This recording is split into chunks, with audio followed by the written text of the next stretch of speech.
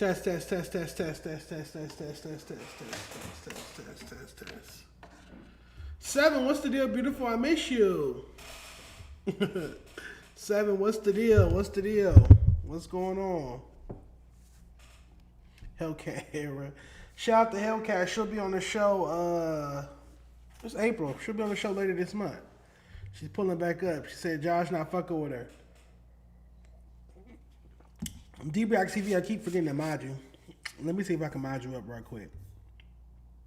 DBX TV. Okay. See if I can mod him up.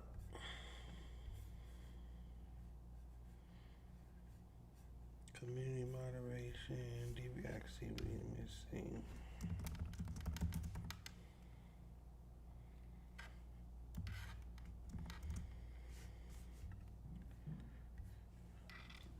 Yep, all right, DBX TV, you are modded. Miss you too, 7, miss you. Scar Soul, let me mod Scar Soul up. He did send me his thing. Scar Soul 1. All right, we got 2 new mods, y'all. Community moderation, user management. Scarred Soul 1. Yep, all right, Scar Soul, you are modded up too. What's the deal? What's the deal? Dejon, what is Inglewood saying about Flakko as far as you know? It's a lot. It's a lot. We're going to get into that in a minute. Streets are pissed. Streets are pissed. I'm being told I better not ever go back up to No Jumper. They never want to see me. My people from my hometown never want to see me on No Jumper again. I was like, you don't have to worry about that. I wasn't going to do that anyways. But, all right. Shout out to our new mods, DBX TV and Scar Soul. I have to fix this mic because it's acting weird. All right, there we go, there we go, there we go. Palm trees in the chat. This is going to be a good one. I was not feeling well on Wednesday when I was up here. I told Tam not to come because I didn't want to get her sick because I know she's in Jamaica now. She was going to Jamaica. So I told Tam not to come. Still feeling a little under the weather, but I feel a little better. I do feel a little better. Shout out to all the people that was wishing me well and wishing me recovery. I had caught a cold. It started raining in LA, sleeping with the window open, tired, too much drinking for my birthday, everything all at once. Just everything all at once. So yeah, I'm back. I'm back. We got a bunch of topics to talk about because I couldn't talk about nothing Wednesday. On Wednesday, what did I do up here? I was up here. Oh, I graded some music and then I just dipped. I didn't stay and talk about topics. So, and I got some music to grade after this. I actually have an interview to do after this, but it's not going to be live. But I got a bunch of topics that we're going to get into. Big Veil. I don't know you enough to be a mod, brother. Shout out to everybody in the chat though. Shout out to you. Palm trees in the chat. I do got an update. So let me send it to myself. Our warm up today, y'all know we warm up with food topics. Our warm up today is so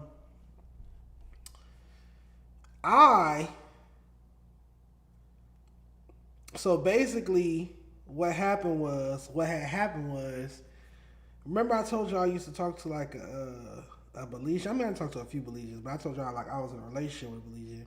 Long story short, he had hit me up to tell me happy birthday or whatever, and we got to rapping, and that's how it happened.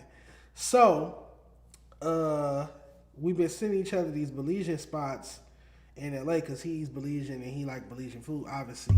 And so our warm up today is gonna be Belizean food. Y'all know we start every episode while the chat warms up with food topics. So, let's get to it. Today I'm over here on Western and 37 trying Joan and Sister's Belizean and American food. I'm gonna let y'all know the truth. All right, guys, I got the oxtail with rice and peas, the short rib, the stewed chicken, the pigtail with split peas, and a meat pie. I spent about $98 on all this food. No lie, I've had many parts of the pig before, but I've never had the tail. Look at how big that is. Pause. And he think I'm gonna eat this. One, I told him I don't eat pork, and you know that. He like, this is a delicacy in my culture. Like, if you gonna come over to my granny house, you gonna have to eat stuff like this. She cooks shit like this. Like, I guess he want me to pull up on him on Easter. And it's like, I'm not getting that. The only thing I saw from all that food that I like is the rice. The rice is the only thing I'll eat. That potato salad look nasty. The meat pie look nasty. That don't look like a Jamaican patty. But this guy, this is sus. This is like a big ass neck bone. Look a little suspect, man. It's a little pause, bro. Like he's sucking on a yellow dick. Oh my god. The flavor's good, but it's extremely salty. I don't know if I can swallow that. Pigtail? I really do like the soup. I will say these plates are pretty massive for the price. Oxtail is nice and tender, but it has no flavor whatsoever. I don't like the potato salad. She said I might need to put this on everything. I'm not eating no Belizean person potato salad. I only eat like down south black people potato salad. So yeah. Yeah, no. That's fire. Look at that short rib. Oh my god. The quality of the meat is great. That looks like tender, a brownie. it's fresh. It just don't taste like you got no seasoning on it. Y'all know me, I'm a Marie Sharps kind of guy, man. This stuff need hot sauce. Got some stewed chicken right here. I don't eat This is chicken probably legs. my favorite thing of the bunch. I don't eat drumsticks. Anybody who know me, I don't eat dark meat. Breast and wing only. I do not eat legs and thighs. Disgusting. So no, thank you. Won't be going here. I don't care what he says. Smoky, it has a nice flavor from whatever marinade they use. All the other stuff just lacks flavor. I've never had a meat pie before. I can get jiggy with that. Again, they have quality meats here. Everything just lacks in the flavor department. Where should I go next? Today I'm over here on what? All right, we got one more. So we will not be going to Joanne and Sisters on Western. Will not be going there. So hopefully this other one we like. Somebody saying Belize on the plate. Never heard of that one. Last week you guys told me I went to the wrong Belizean spot, so I pulled up to Tracy's to let you guys know who got the best Belizean food in LA. Rice and beans and chicken, and rice and beans and oxtails. The first things to sell out every day. All right, guys, I got the He look oxtail like he plate, beat the bitches. stewed He beef, the Belizean. stewed chicken, a Belizeans pineapple get soda, 50. and all this food cost me about $67. Soda Just looks from the good. color on this thing, it's already looking crazy flavorful. And that thing's just glistening. I look more red than brown. Ooh, yes, sir. That's the one. You ain't got no apron and nothing. You got no white. Oh. To all the Belizeans out there, I humbly apologize. I should have came here first. Stewed beef right here. So pot roast. Hey, man. Whatever marinade they use for all this meat, I'm sorry to the other place I went to, man, but this is crazy. Don't like dark meat chicken. This does not look Stewed good. chicken is good, but it's definitely the most underwhelming of all three. Some of that hot sauce. Oh, that's hot. That's good, but it's hot. Hot sauce looks Everything good. from the rice, the potato salad, to the meat, the marinade, the flavor. This is probably some of the best Belizean food I've ever had, man. All right, you be easy now. She Last got week you multiple got- places. All right. If I had to pick, I would go to Tracy's. But now that those places look good, he has made me stewed chicken before. Like I went to his house and he cooked and he made stewed chicken, and it was good. It was like brown chicken, white rice, and I just put a lot of hot sauce on it. It was good. I enjoyed it. But yeah, I don't know too much about Belizean food. But yeah. I don't want to eat that stuff. The potato salad look like it got carrots and green shit in it. No. All the meat looked nasty.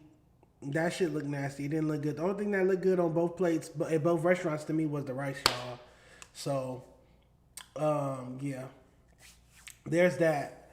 Go to Culture Soul in Long Beach. All 32 year baby mamas Belizean. Okay.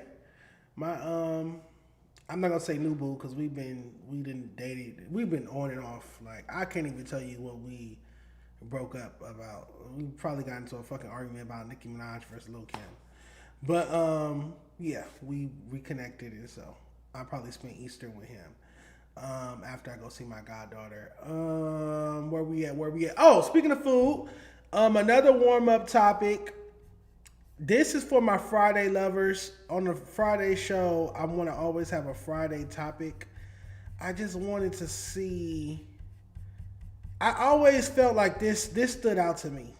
Oh, well, first, this is more food prone. Let's check it out. It's Friday, so let's cook it up like Craig's mom.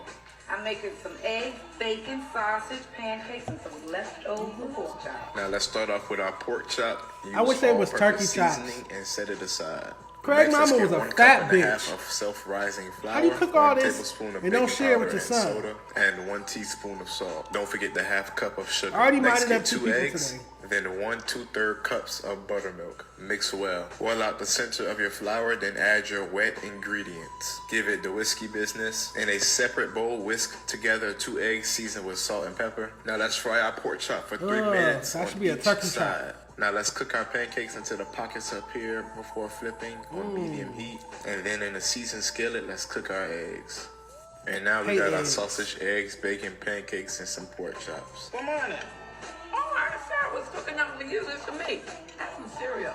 We ain't got no milk. Use water. Use water. It won't hurt. It's from Fat bitch. All that fucking food and she not gonna share none of it. That was enough food for both of them. Really for everybody. I can't stand Craig's mom. And she snitched and told his dad that he got fired after saying that she wouldn't. Damn, where's it at? I said that. Oh, here it is. So on this clip, what I really want to react to on this clip is, was Willie Jones wrong for slapping his mama?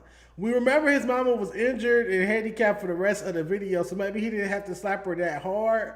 But I feel like he wasn't wrong for slapping her because she was like, "What the hell you want, Willie?" Let's just watch. This is more Friday trivia. Tired of eating that barbecue from up the street? Where to give you more sauce than to give you meat? But bring your big ass down to Brug's Barbecue. 15837 South Crenshaw Boulevard. That's right off Manchester. Brug's Barbecue. Tastes so good, make you want to slap your mama. Don't it, Willie? Yeah, boy. Hey, mama.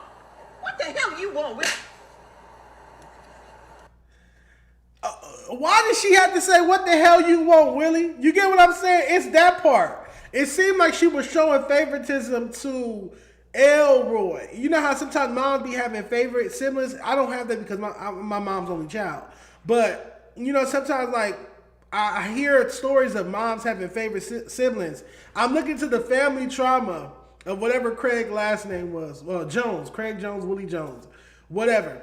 So, to me, it's like if Elroy had said, "Hey, mama," she would have just turned around regular. But because Willie said, "Hey, mama, what the hell you want, Willie?" I felt like the slap was justified. Maybe not as hard, but the slap was justified. Let's watch. Ain't but one location, so it's me and you. Your mom tired of eating that barbecue from up the street? Where to give you more sauce than to give you meat? But bring your big ass down to Brug's Barbecue. 15837 South Crenshaw Boulevard. That's right off Manchester. Brug's Barbecue. Tastes so good, make you want to slap your mama. Don't it, Willie? Yeah, boy. Hey, mama.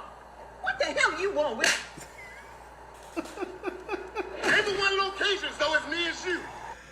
Oh my God. Okay, so I have had barbecue that tastes so good that I would want to slap my mama. Not that I ever would, but I have had barbecue that has made me think about doing it. You ever had some food so good, you like, "Damn, I'll slap somebody for this. God damn, jump back." So maybe next warm up we'll do best barbecue spots in LA. That'll be our next food warm up.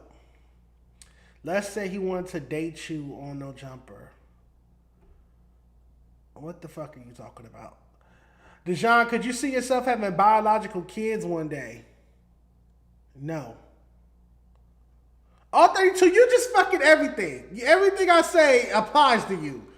You a pit master now? Shut up. No, you're not. No, you're fucking not. All right, y'all. Let's react to, and I don't think I said that. I think this was an April Fool's joke, y'all.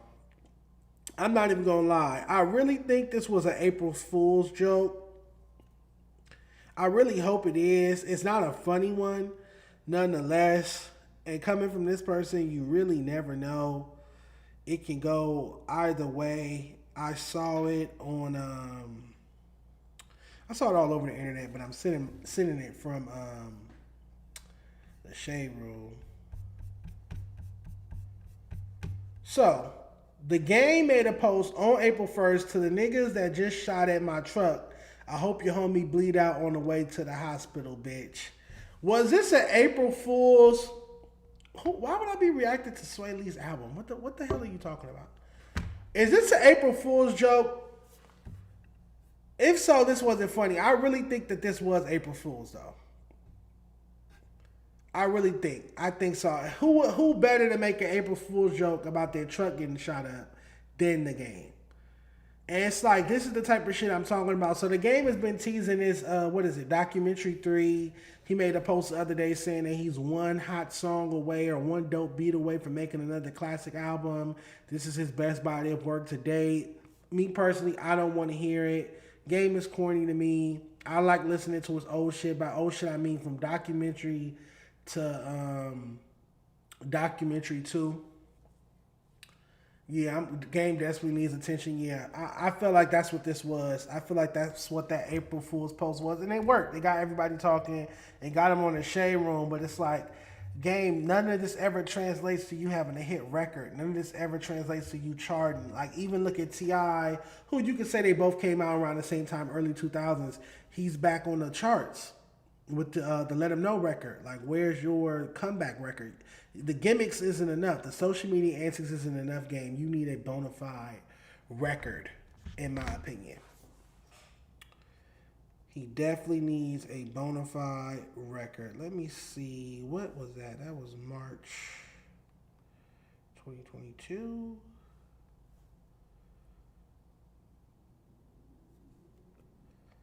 Yeah, that was March 2022. Hold on.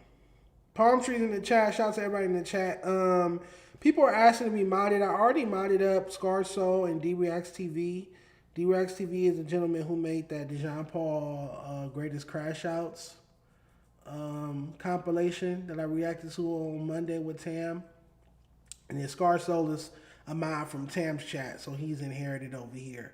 If you want to be modded up, you got to do something significant. I'm not just going to be handing out mods, because I've handed out a few mods and some of them don't be doing shit. Like, I'm finna take Reg Dog's mod. He doesn't do enough for me. I also haven't seen Donnie in here in a minute. Interesting. I have not. That's cute, but where is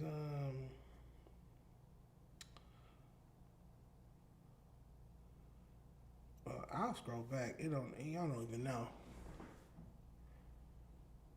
Shut up. Stuck in my ways, because you have to do something significant. What's the challenge? What's the challenge that we could get going in the chat for people to be mods? Maybe super chats. That would be nice. Maybe some super chats for Tam. Tam's in Jamaica. Shout out to Tam. She's not here. She's in Jamaica. Jamaica, man. And hopefully she's having a great time. I'll call her later and see how it's going. But hopefully she's having a great time. Send her some super chats. Let's get Tam some dollars. And I can send them to her while she's in Jamaica. Send some super chats. What else can we do to get some mods going in here? Some new mods. I don't know. You got to say something funny. I got to see a lot of palm trees. I got to see a lot of, burgers when Tam is here. I got to see a lot of support. I got to feel the love. I really got to feel the love. Another thing. Y'all did me dirty with the Ethica vlog, man. We dropped some content. Y'all asked us to do more content. We went to Ethica headquarters, filmed all that content, filmed the whole vlog or whatnot. And y'all didn't even get it to 1,000 views, man. I paid a videographer to follow us around. We brought out mics so the audio's good. No excuses. Y'all wasn't fucking with it, man. Y'all wasn't fucking with it. Didn't even get it to 1,000 views. I'm like, dang, okay, I'm going to just keep my little money. I'm not going to pay a videographer to come out and film stuff so that we can have extra additional content, and then y'all don't even watch the shit. We get way more than that just sitting here on live for free. So, yeah, it's canceled Christmas on the pre-recorded content, because the same thing happened with the, and I'm looking for a photo for an upcoming topic. That's on my phone. But it's canceled Christmas on the pre-recorded content right now for A Day in LA. Because I dropped the Akon interview with the same videographer, and y'all didn't give a fuck about that either. Y'all didn't watch that either. So it's like, y'all only want to see us do these lives where y'all can interact with the chat. Y'all only want to see us sit here and talk about certain topics. Cool, that's what y'all going to get, because it's cost effective. I'm not going to hire a videographer to keep coming out and doing different stuff.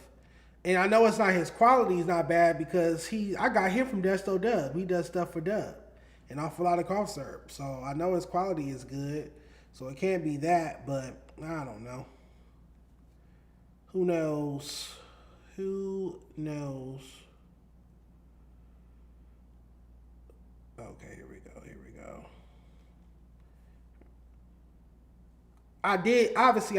I enjoyed going up to Ethica and that whole experience and the care packages they gave us and filming the content. And then if you watch the vlog, which many of you didn't, you'll see I asked him, I asked him, no jumper? What did I say? I said no jumper or a day in LA, and she said a day in LA. So yeah, the people that watched that probably noticed that as well. But yeah, that's it for the pre-recorded content for right now. Not saying I'll never hire a videographer to come out and do nothing, or we won't ever do another vlog. But it's definitely won't be happening no time soon. Facts, definitely won't be happening on any time soon, because for why? For what? Shout out to the people that did watch it though. $1,000 to become a mod. $500 to be, shoot it. Ethica's an underwear line. They also make workout clothes and leisure wear and other stuff like that. But yeah, they're known for their draws. Shout out to 7 Best Mod on Earth. Miss you. We got to link up soon. What if I timestamp your videos? Okay, if you timestamp the videos, Gregory, Carrot, damn. Y'all got some names on y'all. Caradine56, you can become a mod. Okay, that's a challenge. Whoever agrees to timestamp every live episode moving forward and send me that so I can put it in the description, because people keep asking and I don't have time to sit here and I don't go back and watch our stuff. I really don't. I don't go back and watch our stuff, to keep it a buck. Okay, let me see.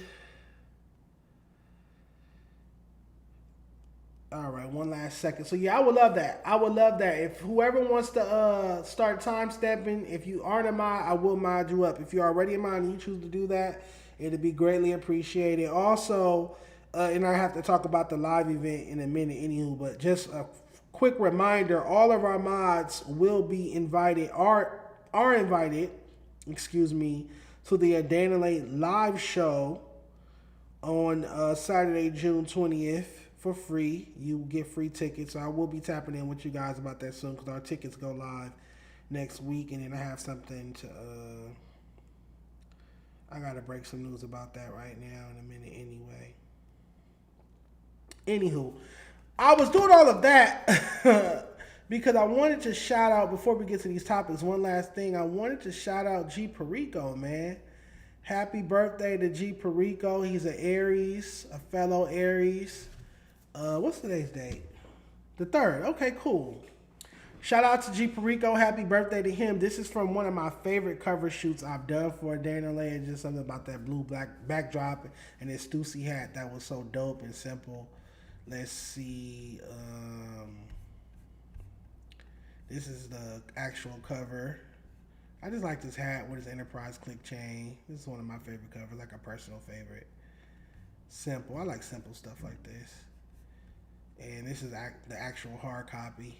I roll weed up on it. But yeah, shout out to G Perico. Happy birthday, fellow Aries. Waiting for G. He had a dope project last year. His DJ drama, what is it? Los Angeles Gangsta, LA Gangsta. That was a dope project. The E40 record, the Kamaya record, the Thankful record was dope. But I do want G Perico to drop another bona fide, or just a bona fide hit record. I feel like G Perico doesn't have a song that everybody, even just everybody on the West Coast, knows word for word. His biggest record is like Right With It with Kaylin, and that's Kaylin's record.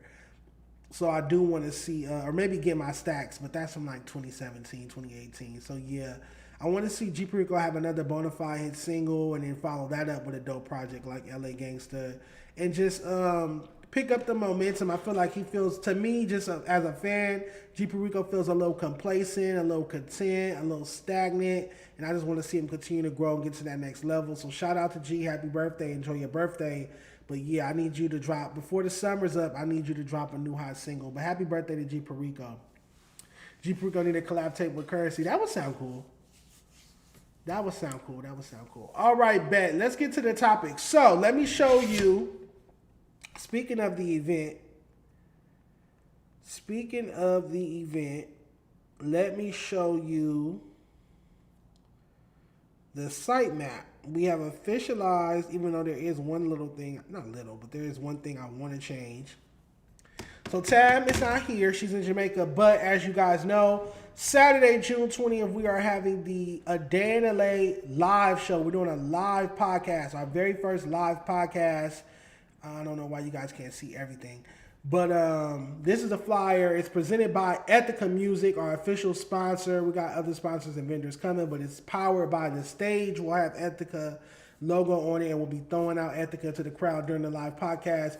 We're going to kick the show off with a live podcast and some special guests. But then 310 Baby will be performing. Jay Reddy, Mark Lux, Roy, Asia, Siete, Village Babies, Little Goat D3, C4, Maury White, who won the competition last week, the submission competition, and Ash Bash the rapper. Shout out to her. Happy belated birthday to Ash as well. And then we got more performers to be announced soon. I want to add more like upcoming LA rappers. I don't want to get the OGs. I didn't want the RJs and the Joe Moses and the old artists for this.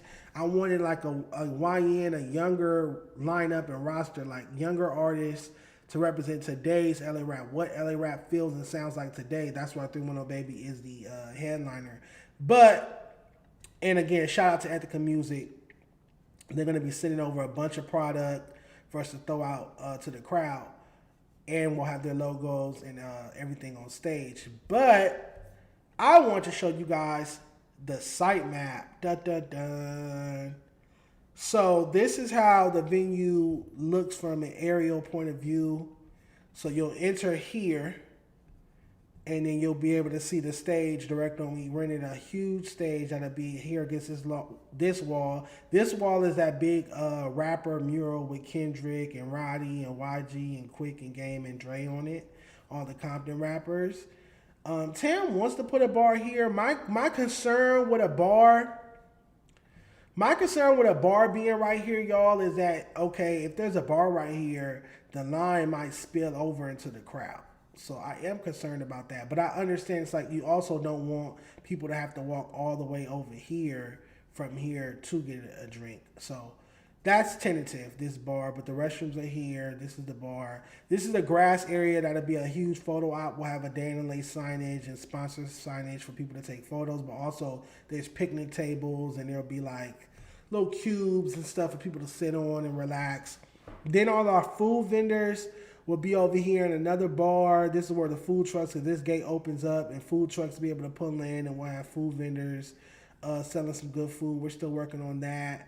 And another bar here. These are going to be like bar tables for people that just want to relax, get away from the crowd, and enjoy their drink, smoke hookah, and stuff of that sort. We're going to have all our clothing vendors back here. I locked in some major clothing vendors and sponsors, so can't wait for you guys to see their installations and stuff. Let me move this over here. Then artists will be this will be all artist lounge, artist tent. This is where they'll park. This will be roped off or section off. I'm saving this spot for a huge major vendor that's gonna bring like cars and all kind of and trailers and major props and stuff. This will be their whole section, and you'll be able to be in their installation and see the stage as well over this fence. So yeah, I'm excited. This is the biggest like event I've like been in control of. I've worked on other stages for BET and stuff and South by Southwest, but as far as it being like me and Tam's event, my event, like yeah, I'm excited. So hopefully y'all fucking with that site map. No, we'll have tickets out. The tickets will drop next week. Hit those like button and shout out to everybody in here. Palm trees in the chat. Are you guys pulling up? Chat, are you pulling up to a Day in LA live? Do you want to see us do this podcast live? Tam and I, special guests, then all the performances. Why do they wait till I'm talking to start making noise? Like, I've been up here all day. They weren't doing this. Yes, 310 Baby, Che Ready, Mark Lux, Roy, Asia, Siete, Village Babies, Lil Goat D3, C4, Moy White, Ash Bash, powered by Ethica Music, man. Shout out to Seven, man. Shout out to Seven. Shout out to Ethica Music. Yeah, it'll be some good. Yes, it will be live stream. We will do a live stream as well in case you're not there.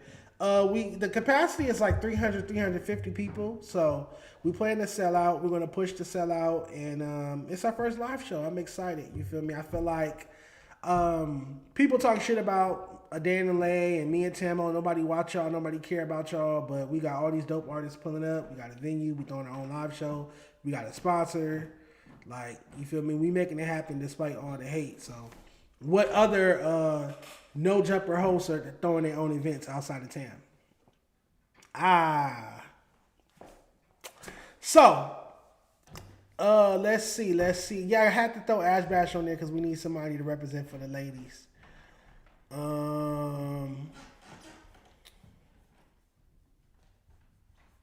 All right, bet. Let's see. The Longo homies. What does that mean? Flakko reveals Draco's killer. Let's get to it. Let's talk about it. Let's talk about this clown. Let's talk about this culture vulture. Let's talk about this buffoon that I've been warning you guys about for a long time, but nobody listens to Dejon. Nobody ever listens to Dejon. So you guys have to learn the hard way. The light, and before they could flash the light, the dude took off. But who was that dude that stabbed Draco in his neck? Who was it? He's a friend of Munchie B called Frankenstone. His legal name is Frank Williams. Now, this particular screenshot right here is footage from another murder Frank Williams is involved in.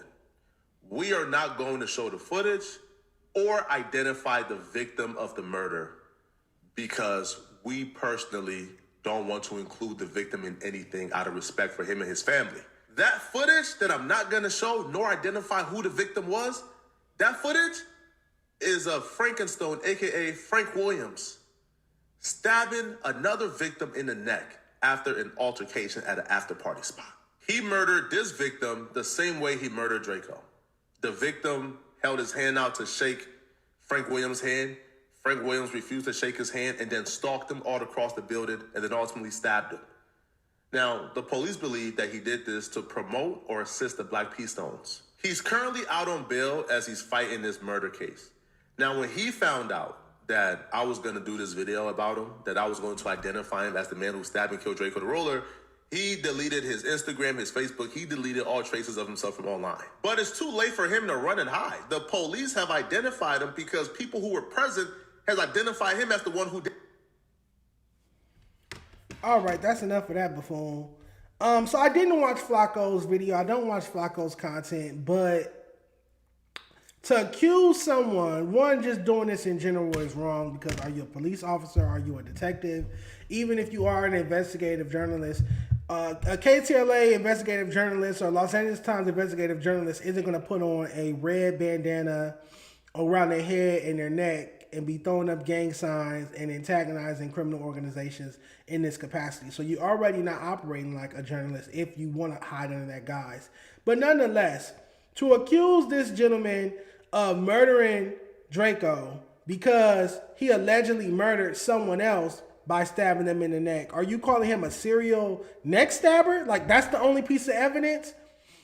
Is that the only piece of evidence throughout the video? Could my chat help me or could anyone help me? Did Flakko provide any other surmounting evidence that would prove that this person is Draco's alleged killer outside of him having stabbed someone else allegedly? Or him being investigated for having stabbed someone else allegedly? Is there any footage of him stabbing Draco? Otherwise, what are we talking about? This story is so off deck. This story is so far off deck. It just seemed like he just put it out his fat, funky, musty, murky ass. This is so fucking off deck. Like, so because this young man or this gentleman allegedly stabbed and murdered someone else in the neck, that automatically means that he stabbed Drakeo in the neck. There's no other evidence that you have to confirm this. There's no video footage. And then you don't even want to give us the particulars in whom he allegedly murdered the other gentleman you're talking about, the other person he allegedly murdered. You don't want to give us those particulars. This is all too vague. This is bad journalism. This is poor journalism. This must be how they do journalism over there in Liberia and them third world countries he comes from. In the African booty scratcher land he comes from. This must be how they do journalism over here. Out here, when you call yourself a real journalist, you cite sources and you provide a surplus of evidence. Or at least a suffice amount of evidence. You're saying that this man killed Drakeo because he allegedly stabbed and killed someone else in the neck? So there's only one person in the county of Los Angeles that stabs people in the neck. It's impossible. It's not feasible for any other human to stab and murder someone by stabbing them in the neck. Only one person specializes in that. That's only one person's particular skill set. It's not exclusive to him. They didn't stop making knives when they made this person's allegedly. So yeah, I don't buy this. I think Flakko is off deck. I think he's wrong. I think he's morally wrong. I think he's professionally wrong. All these people that are caping for him talking about, oh, he's a journalist. This is his right as a journalist. A journalist is not going to put on a red bandana. Please show me any criminal investigative journalist that puts on gang attire, that puts on red rags to break their news story. That's unprofessional. You will get fired from Los Angeles Times, KTLA, CNN, New York Times, whatever other respectable platform or publication if you were to break a story wearing gang attire, wearing a red rag around your head and neck, throwing up gang signs, portraying yourself as a gang member. That's extremely unprofessional. And it takes away from any journalistic integrity that he was pretending to have, because he doesn't have any. This is the same person that made a post saying Big Sad 1900 was dead without confirming with any family member. Do y'all remember that? Do y'all remember when Flakko told y'all Big Sad 1900 was dead and had people crying and mourning and posted recipes Big Sad 1900 a couple years ago? And he hadn't spoke with anyone in Big Sad's immediate family or his representation? He hadn't talked to anyone at Empire. He hadn't talked to anybody in Big Sad's family, anyone who worked at 1900 Records, any of them, Dre, nobody. But he's going to go ahead and post Big Sad 1900 is dead because some guy that looked like Big Sad 1900 got in a shootout on the news. That's the journalist y'all listening to. That's who y'all listen to. That's who y'all believe. Y'all believe the person that said Big Sad 1900, who's yet alive, was dead. Who made a whole post about that and had it going viral all over the internet, was getting covered by all the platforms, only for Big Sad to wake up from his nap 2 hours later and be like, what the fuck are y'all talking about? Oh, okay. That's who y'all believe, though. That African got y'all fooled. That African immigrant got y'all fooled, but he has not fooled me. He has not fooled me. Flakko ain't no fucking journalist. Flakko is a clown. Flakko is a culture vulture. Flakko is here to make fun and exploit ghetto black Americans. He want to make fun of black Americans who grew up in the ghetto, grew up in the hood. He feels like he's more educated or more intelligent than them. He wants to talk down to them, exploit them. But at the same time, when he's in their face, he's throwing up gang signs and, oh, this my brother, this big, this big, that. Woo, woo, woo, woo, woo. He only wants to sit down with real killers, according to his own verbiage, out of his own funky ass unbrushed teeth. That's what he said. He only want to interview the real hitters, the real killers. But I've been telling y'all this. That's why when Munchie B hit me up on Monday, when Flakko, and I think Flakko announced that he was going to drop this video on Sunday. I think Munchie B hit me up on Monday, and I was just telling him, because he knew I'm rivals with Flakko, and I was just telling him, I'm like, bro, I don't feel bad. I don't feel bad. And I kind of left the conversation there. He gave me his number and everything, but it's like I didn't call him or nothing. I'm like, I don't feel bad. I've been telling y'all about Flakko for like almost 2 years now. I've been telling you this nigga's a culture vulture. This nigga's a clown. I've been telling y'all this nigga has it out for No Jumper. Deep down, he want to see No Jumper out the paint. He want to be the biggest. He want to be the number one gang street platform in hip hop in America. He wants that spot. That's why he's doing this. He feels like if he solved Drakeo's murder, he will be the new academics. The same thing Act did with Chicago and Chirac and that whole war. That's what Flakko's been trying to do. But Flakko is, one, he's incorrect with this. He's wrong. He's not providing any evidence to prove that this person killed Drakeo. But two, he's morally wrong. Ralphie the Plug is technically your coworker. Like, think about Ralphie and his family and just Draco's kids and all of that. I'm gonna pull up tweets from Draco's personal videographer and photographer, Sam, who works at Awful Lot of Cough Syrup, but this was Draco's personal photographer with him every day. And I'm gonna pull up what she had to say about this before we react to what how Munchie B has been handling the situation. Hold on, let me send it from my page. She made a few tweets about it.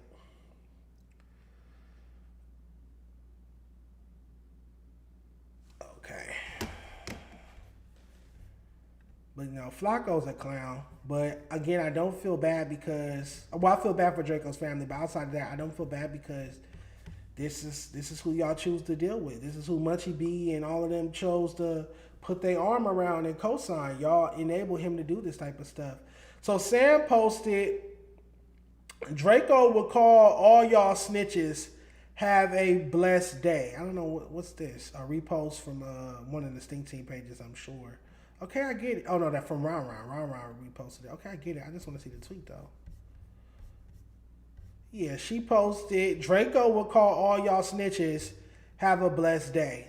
And I reacted to it, and I was like, I told y'all Flakko was a weirdo. And she was like, I been knew that. I never fucked with him. This is crazy. So even if, like, let's just say hypothetically Draco's spirit was still here, even though we know to be absent from the body is to be present with the Lord. But let's say Draco's spirit is here.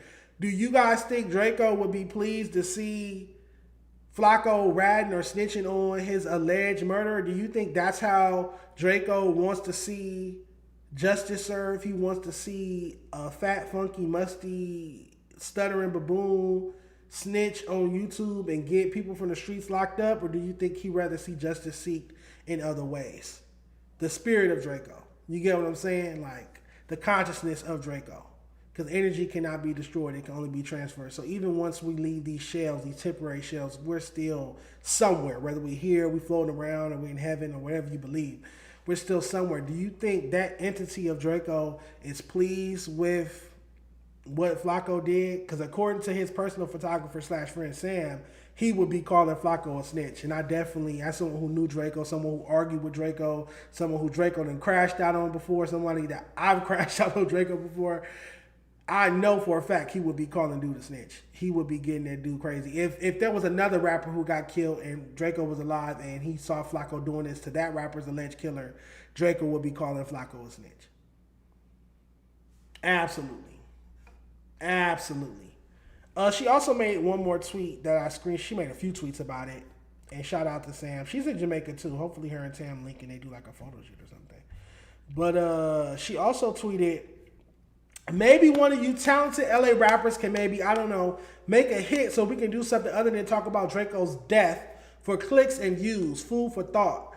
So that's another great point. It's like the fact that this is even being used for content. The fact that the biggest story in West Coast hip hop in 2026 is Flakko exposing Draco's alleged murder 5 years after his death and his untimely passing is crazy. That's how little motion the West Coast has. That's how irrelevant and unimportant the current state of LA rap, West Coast hip hop is. That's how ineffective the music you guys are dropping.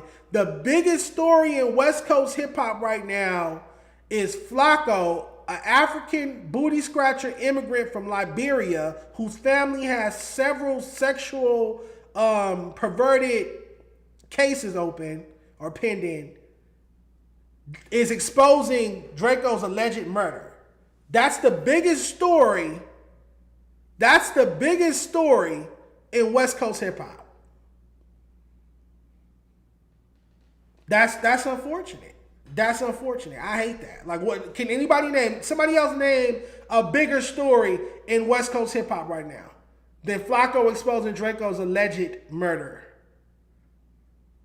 There's no bigger story. That's sad. So I agree with what Sam tweeted. Like, damn, y'all got to step it up. Y'all got to drop some hits. Y'all got to make some moves. Y'all got to do some power moves or a big tour. We need something to shake for LA rap and for West Coast hip hop, because we can't let the biggest moment of 2026 so far from LA rap. This is the biggest moment since GNX. This is the most people have been talking about a West Coast related topic since GNX. That's sad. That's real, real sad. But all right, let's react to Munchie B ethering him before we react to Moose Man ethering him.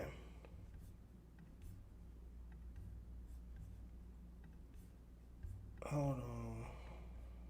Motto, my last name, I can't tolerate that, bruh. I need my fade outside, Lush.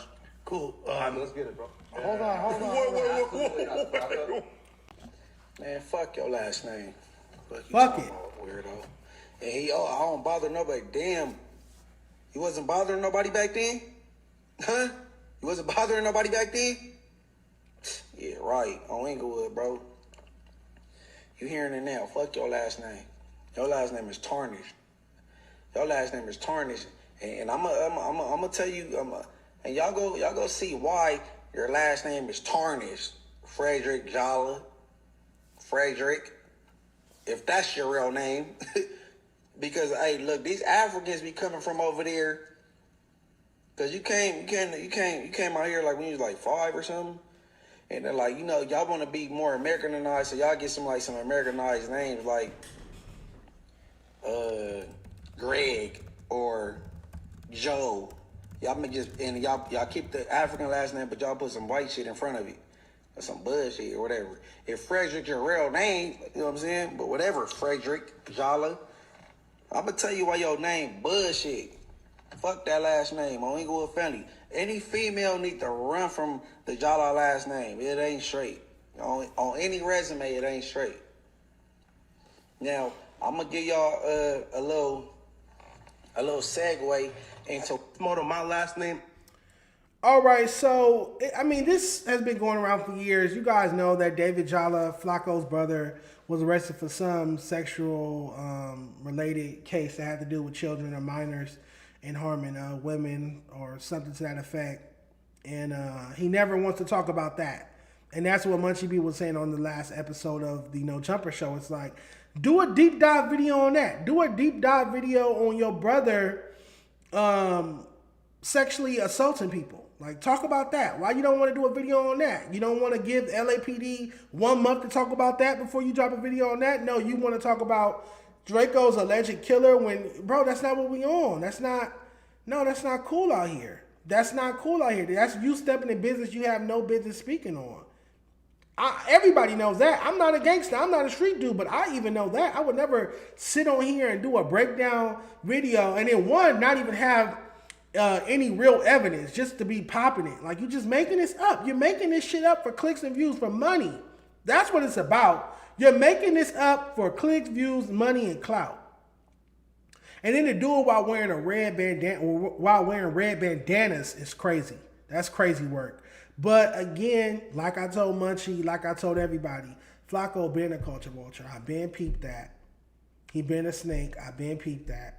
Y'all didn't listen, so y'all got bit. Y'all thought, oh, Flakko cool, he got money. He a millionaire now. His YouTube cracking. And y'all just hold up and like went along with it. Y'all was having conversations with him and putting your arms around him, and y'all was saying Flakko from the set, even though the whole time he letting you know like he want to see gang members go to jail. He want to see gang members get RICOs.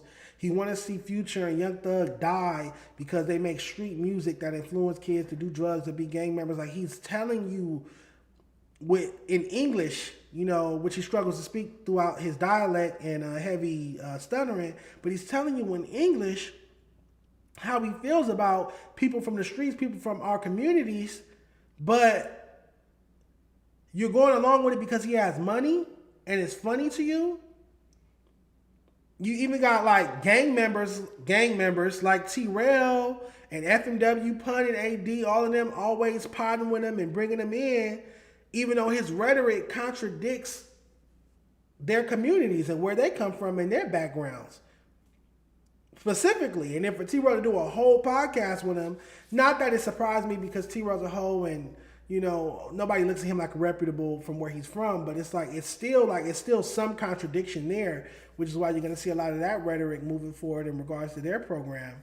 But again, I don't feel bad. Anybody who deals with Flakko, this is what you get. And it's crazy because Flakko was just sitting on his show with T-Rail, bad-mouthing me, telling people not to work with me. Nobody fucks with me. I'm blackballed. Nobody in the industry fucks with me.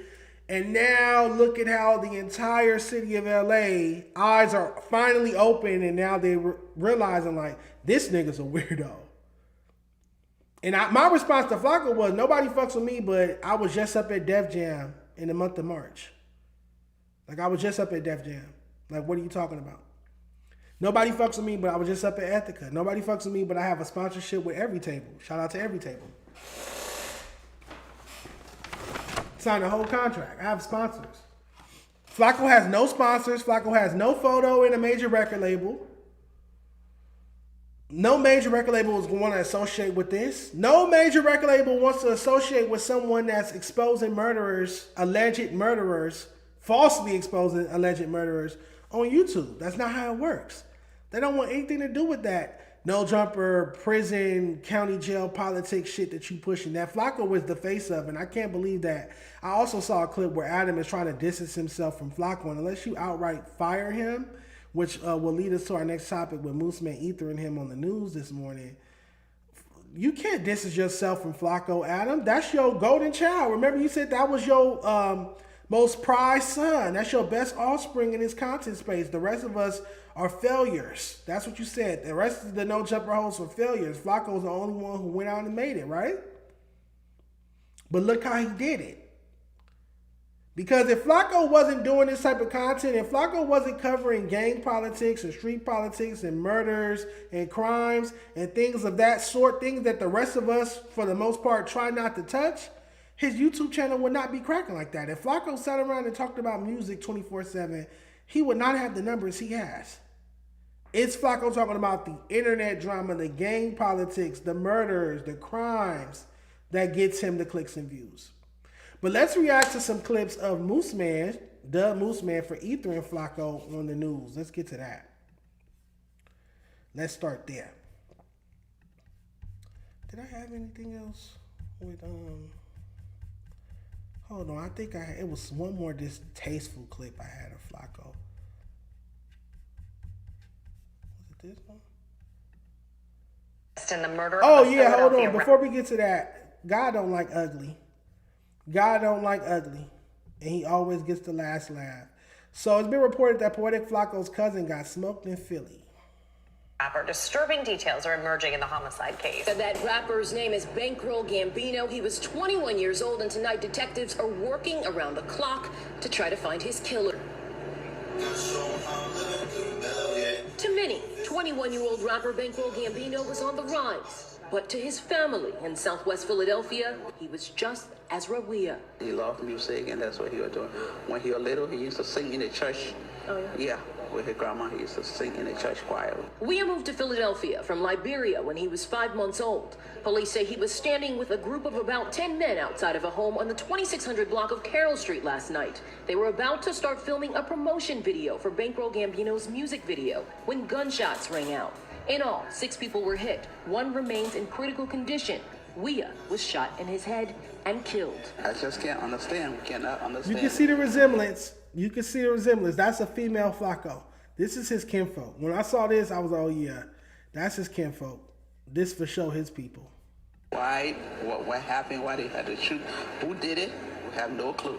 We have no idea who did it. All questions we asked Philadelphia PD's homicide captain at a press conference. He says Weah may have been targeted because he was shot at while in a vehicle in the morning on the same day he was killed. Police say Weah had a loaded gun on him when he was killed. We checked court records and found he had 4 prior arrests. That's a skinny Flakko with long hair. The gentleman in the orange. Weah's manager is determined to keep his name alive. His music is going to live on forever. I want people to remember his name. Bankroll. This gentleman is obviously related to Flakko as well. That's an uncanny resemblance. Gambino. I want him to remember Bankroll Gambino. In the murder of a Philadelphia rapper, disturbing details are emerging in the homicide case. So, God don't like ugly. You doing all of this, exposing Draco's alleged murder with no evidence, and come to find out you got shit going on in your own backyard. Your cousin just got popped back in Philly. Your family on the news looking sad, crying. And I don't want to be disrespectful. Condolences and prayers to the family. I don't wish death on anybody. I want to be as mature as I possibly can in this moment and send those condolences and prayers to the family for the loss of the gentleman. I forgot his name already. His rap name was Bankroll Gambino, but whatever his real name is, rest in peace to that young man. I don't want to see anyone lose their life. But are you going to do a deep dive video on this? Are you going to, you know what I'm saying? Like, why don't you use that investigative journalism energy you using on this Draco case on your own cousin? Find out who killed your cousin. Go make a video about that. Go make content about that. Now, imagine if somebody posted, Philadelphia PD, y'all got 1 month to do woo woo woo woo, or I'm dropping this video about, imagine if it's somebody you knew. Like, imagine if, you're not cool with me, but imagine, give me somebody that he's cool with, Whack or somebody. I don't fucking know who Flakko's cool with. T-Rail. Imagine if T-Rail made a video about who killed your cousin, and instead of coming to you, he made the video and he's posting about it, like dropping trailers, like, Philadelphia PD, y'all got 1 month to do something about this, or I'm going to drop this video. And then next thing you know, a couple of days later, he has a whole video out. And he got his orange rags on and woo, woo, woo, woo, woo. And he's popping all this shit, making money, getting content, getting clicks off of your cousin's death. Then it'd be wrong, right? Then it would be wrong. Shout out to D-React-CV, sent the $5 super chat. He said, like the stream, everyone. Shout out to my newest mod. So yeah, again, rest in peace to Bankroll Gambino. Don't wish death on anybody, but you see God's justice, God, the karma. Karma is real, right? Whatever you believe in, whether you believe in God or not, karma is a universal law, whether you believe in it or not. What goes around, come around. You out here falsely accusing people of murder with no evidence and trying to be messy and digging up who killed who and woo-woo, trying to play hip-hop police, hip-hop detective work, and then somebody's killed offing your cousin. Crazy. Crazy work. Crazy, crazy, crazy work. Palm trees in the chat, man. Let's get to what Moose Man had to say on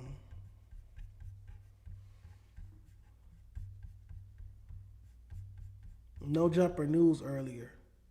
Bring Munchie back, kick Flakko out. This was some good content, but it's time to bring the team back together for the team that actually plays on the court. The motherfucker that's in the press box commenting is not the motherfucker that's on the court shooting them shots. This is my point about that agent that he's trying to destroy the company from the inside. That was a bar right there. I like that. He's been given mid-fucking news topics for months. It's like he's half-assing his job. We can do better. Steven, Nathan, plus the cast of the news could come up with topics easily. Way better than Flakko, I promise you. News for you. Starting Monday, Remo will be making the topics. Ooh, shout out to Remo, man. Hey, Flakko, you so no jumper though, huh? Oh, shit. I'll see you later, bro. And on the next news, man, no more Flakko topics. We're not reacting to Flakko videos to give us context on the topics so you can push your YouTube channel on No Jumper. It's over with. Ooh, man, Moose popping shit right now, man. That's big Moose man. I bring. Shout out to Moose Man, Dub Moose Man. Hit that like button, you guys. Shout out to everybody in the chat. So, he's absolutely right. And this is rhetoric I've been pushing for months and months. I said this when the Thursday show got canceled. I said this a few weeks before the Thursday show got canceled. I said this when Flakko came out here that one time during the Jaleec breakdown episode, and he was sitting across from Sporty Face after Sporty Face said he was going to slap him, and then he didn't. We're going to talk about that in a minute. I said that then. I said, why would Flakko come out here and go do Back on Fig, but he didn't have time to do the Thursday show? And then a couple weeks later, what happened? The Thursday show got canceled and it got turned back into the news. And I told Tam, I sat here, if you go back and look, I said the same thing. I said, fish rock from the head down. So if the Thursday show is flopping and nobody cares about the Thursday show and it's not adding up to the Tuesday show impact, I blame the producer. And who's the producer of the Thursday show? Flakko. That's the person who keeps sending the topics over. And all he doing is taking the same topics from his Instagram and sending them to y'all so that it circulate. So that the stories that he covers become bigger and bigger. He talk about it first, then it's brought up on No Jumper. Now more people are looking into it. Now they double it back to his page. That nigga's an African scammer, man. It's all a scheme. I called that out. So to have Moose Man actually sit on No Jumper platform and expose him for that line of thinking and for that scheme and expose him for basically hindering the whole No Jumper platform outside of the Tuesday show, which he had no input on. But all the news episodes and the Thursday show, Flakko's been hindering. Those are the main complaints about the No Jumper platform this year for the past however many months has been the news is weak, the news episodes are weak, and the Thursday show was weak, which is why they turned it into a news episode. Who's doing the topics? Flakko. But he just got the boot because Remo, who's a much better social media content creator and a much better journalist, will be creating the topics. And Moose Man is right. Because I heard that Flakko was in the group chat. You know, I got people that still work in No Jumper, obviously. I heard Flakko was in the group chat bringing up all type of foul shit towards Munchie B. He was bringing up the peanut butter thing, that whole conspiracy or narrative, rather. He was being very blatantly disrespectful towards Munchie B. And Munchie left the group chat, but it's like Munchie's on No Jumper every week. Flakko don't even come. Flakko's back on Fig. Flakko's doing content with FMW every week. Flakko has a whole show with T-Rail. He snakes you, Adam. He got out the painting and ran over there with your ops. And making content with him. So why would you even trust him to be in your group chat? Why would you even trust him to be producing your Thursday show, which is, again, why it flopped? But everything Moose Man said, I've been saying, but it's important for somebody to sit on No Jumper cameras and say it. Obviously, I can't do that. So it's dope. Shout out to Moose Man, Dub Moose Man. I felt like that was a real clip. That was a real good clip. That was a real good moment. I heard that Moose Man called out Flakko's fade. You know, we all know Flakko's habitual fade ducker. He let a man spit in his face on camera and didn't find him. So Moose Man, good luck with that. I've been asking for Flakko's fade for years. It's not going to happen. He's a punk-ass, smart-ass, buster-ass bitch. He's scary. He's not going to fight you. Flakko's not fighting nobody. He's a punk. He's scary. He needs to go fight the nigga that killed his cousin. That's who he needs to go fight. Dub Moose Man, man. Dub Moose Man. All right, let's see. What's next? All right, so a topic more so about me. Y'all want to talk about Jaleec versus Tam, or y'all want to talk about No Jumper's panel? We can get to Jaleec versus Tam, and then we'll close out the No Jumper segment with their roundtable about me versus Smack, which hopefully is a conclusive thing, because I'm tired of talking about it. Niggas still ain't sent me the motherfucking address. What we gonna keep talking about that for? But let's see. We should have these. Let's go to it. They bring no engagement. They bring no controversy. Tam said she should have got paid for you because she the one that was lacing your boots. Who? Tam doesn't even have a viral moment besides with Adam. Tam said she was the prototype and that you're trying to be her.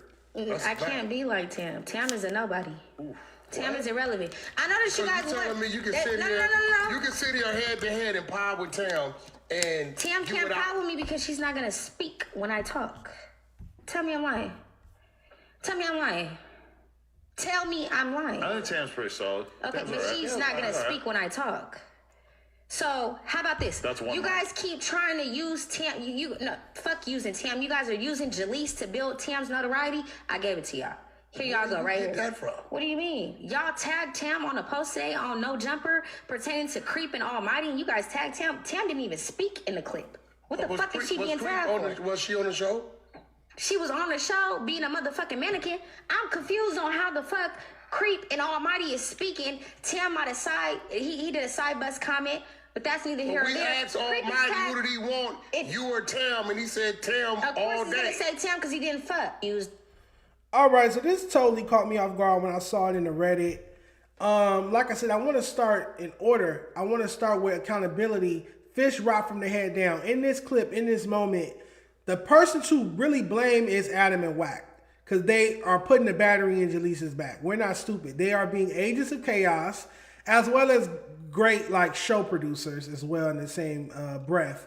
But they're being agents of chaos because Tam has never said that they should pay her Jaleec's salary because whatever Wack alluded to, and Tam has definitely never said that she's the prototype and Jaleec is copying her, because that doesn't even make sense. For Jaleec, who obviously is under the substance of crystal meth or something to that effect, for her to even believe that is crazy because Tam would never say anything like that. Tam, why would Tam say I'm the prototype up here at No Jumper for female hosts and Jaleec is copying me when she's a totally different, like she has a totally different format than Jaleec. Like she's more journalistic. She's more like professional, clean cut, classy.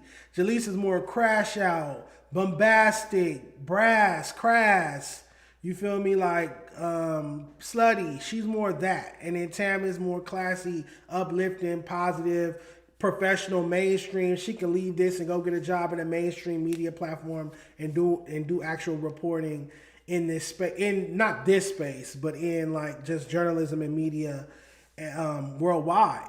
So yeah, I thought that was crazy, but I definitely I'm not blaming Jaleec for this. That's what I'm saying, long story short. I'm not blaming Jaleec for this. I feel like Adam and Wack put her in a trick bag. They told her, from both sides of the table, they're both like sending her lies that Tam is saying XYZ about her. So then she feels licensed to crash out on Tam when Tam never said either of those things. If I were Tam, I would have issue with the lies being told. Don't lie on me and say I said something and tell this woman I said these things when I never said it, because that's why she's reacting like that. Tam never said that she deserved Jaleec's salary, and Tam never said that that she's the prototype and Jaleec is copying her or something to that effect. She never said anything like that. I know that for a fact. So yeah, let's keep reacting though, because it got worse. And the whole Tam's a nobody thing. It's like Tam has a YouTube with over 100,000 subscribers. Tam is now sponsored by Ethica. Clock that. Tam has an upcoming photo shoot without me. Tam's doing her own photo shoot with Ethica coming soon. Like Tam she met with the designers herself. Like she has her own thing going with Ethica now. Like Tam has sponsors. Like what are you talking about? I don't see Jaleec with any sponsors. I just see her popping up podcast to podcast talking about gang and street shit that's unladylike. But let's keep reacting. We have another clip. Let's talk about it. You told him I was Josh for Hey, no, what do you mean? So Josh never fucked. You turned down Suspect, but you think Suspect thinks that he still has a chance with Tam? What do you mean with Tam? I don't even think he's attracted to Tam. I have no idea. I'm gonna be honest with you. Stevie, you attracted to Tam? Hey, yo. Hey! That meth slipped out. See?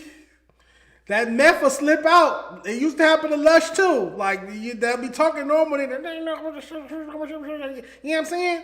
That meth will hop out. Gotta watch it, man. Gotta watch. Hey! He don't know that. He got what you mean? Hold on. Wax, stop doing that. Stop tapping in with the exposers. Nah, I'm just... Also, I'll let it play first, but Wack was not tapping in with the exposers. He was taking this crazy photo of her. But I'm tripping off what the fuck is going on. What's going on right now is Tam is like, she's like one of those girls that No Jumper is trying to like build their online presence with, so they're using Jaleec to do it, and it's like Tam is bogus as hell. So are you a bowling pin that we're using to build up Tam? She Absolutely. knocks you down, or the other way around? No, she can't knock me down. We've set up Tam, and she's just another. I just gave y'all the Tam and Jaleec moment. The bitch is bogus as hell. I don't give a fuck if the bitch is from LA, where she grew up at, whatever the case may be, how articulate she is. The bitch can't fuck with me on my worst day. Straight up. Then y'all tag the bitch on a motherfucking post, right? With Creep and Almighty, when Creep, whatever, Almighty. We don't need to talk about that because I didn't do that. And who did it? I don't know. Everyone that's That's why I'm here. That's why I'm here. I seen the post. Why the fuck is Tam tagged on the post? Why not? The bitch didn't even speak. The bitch didn't even.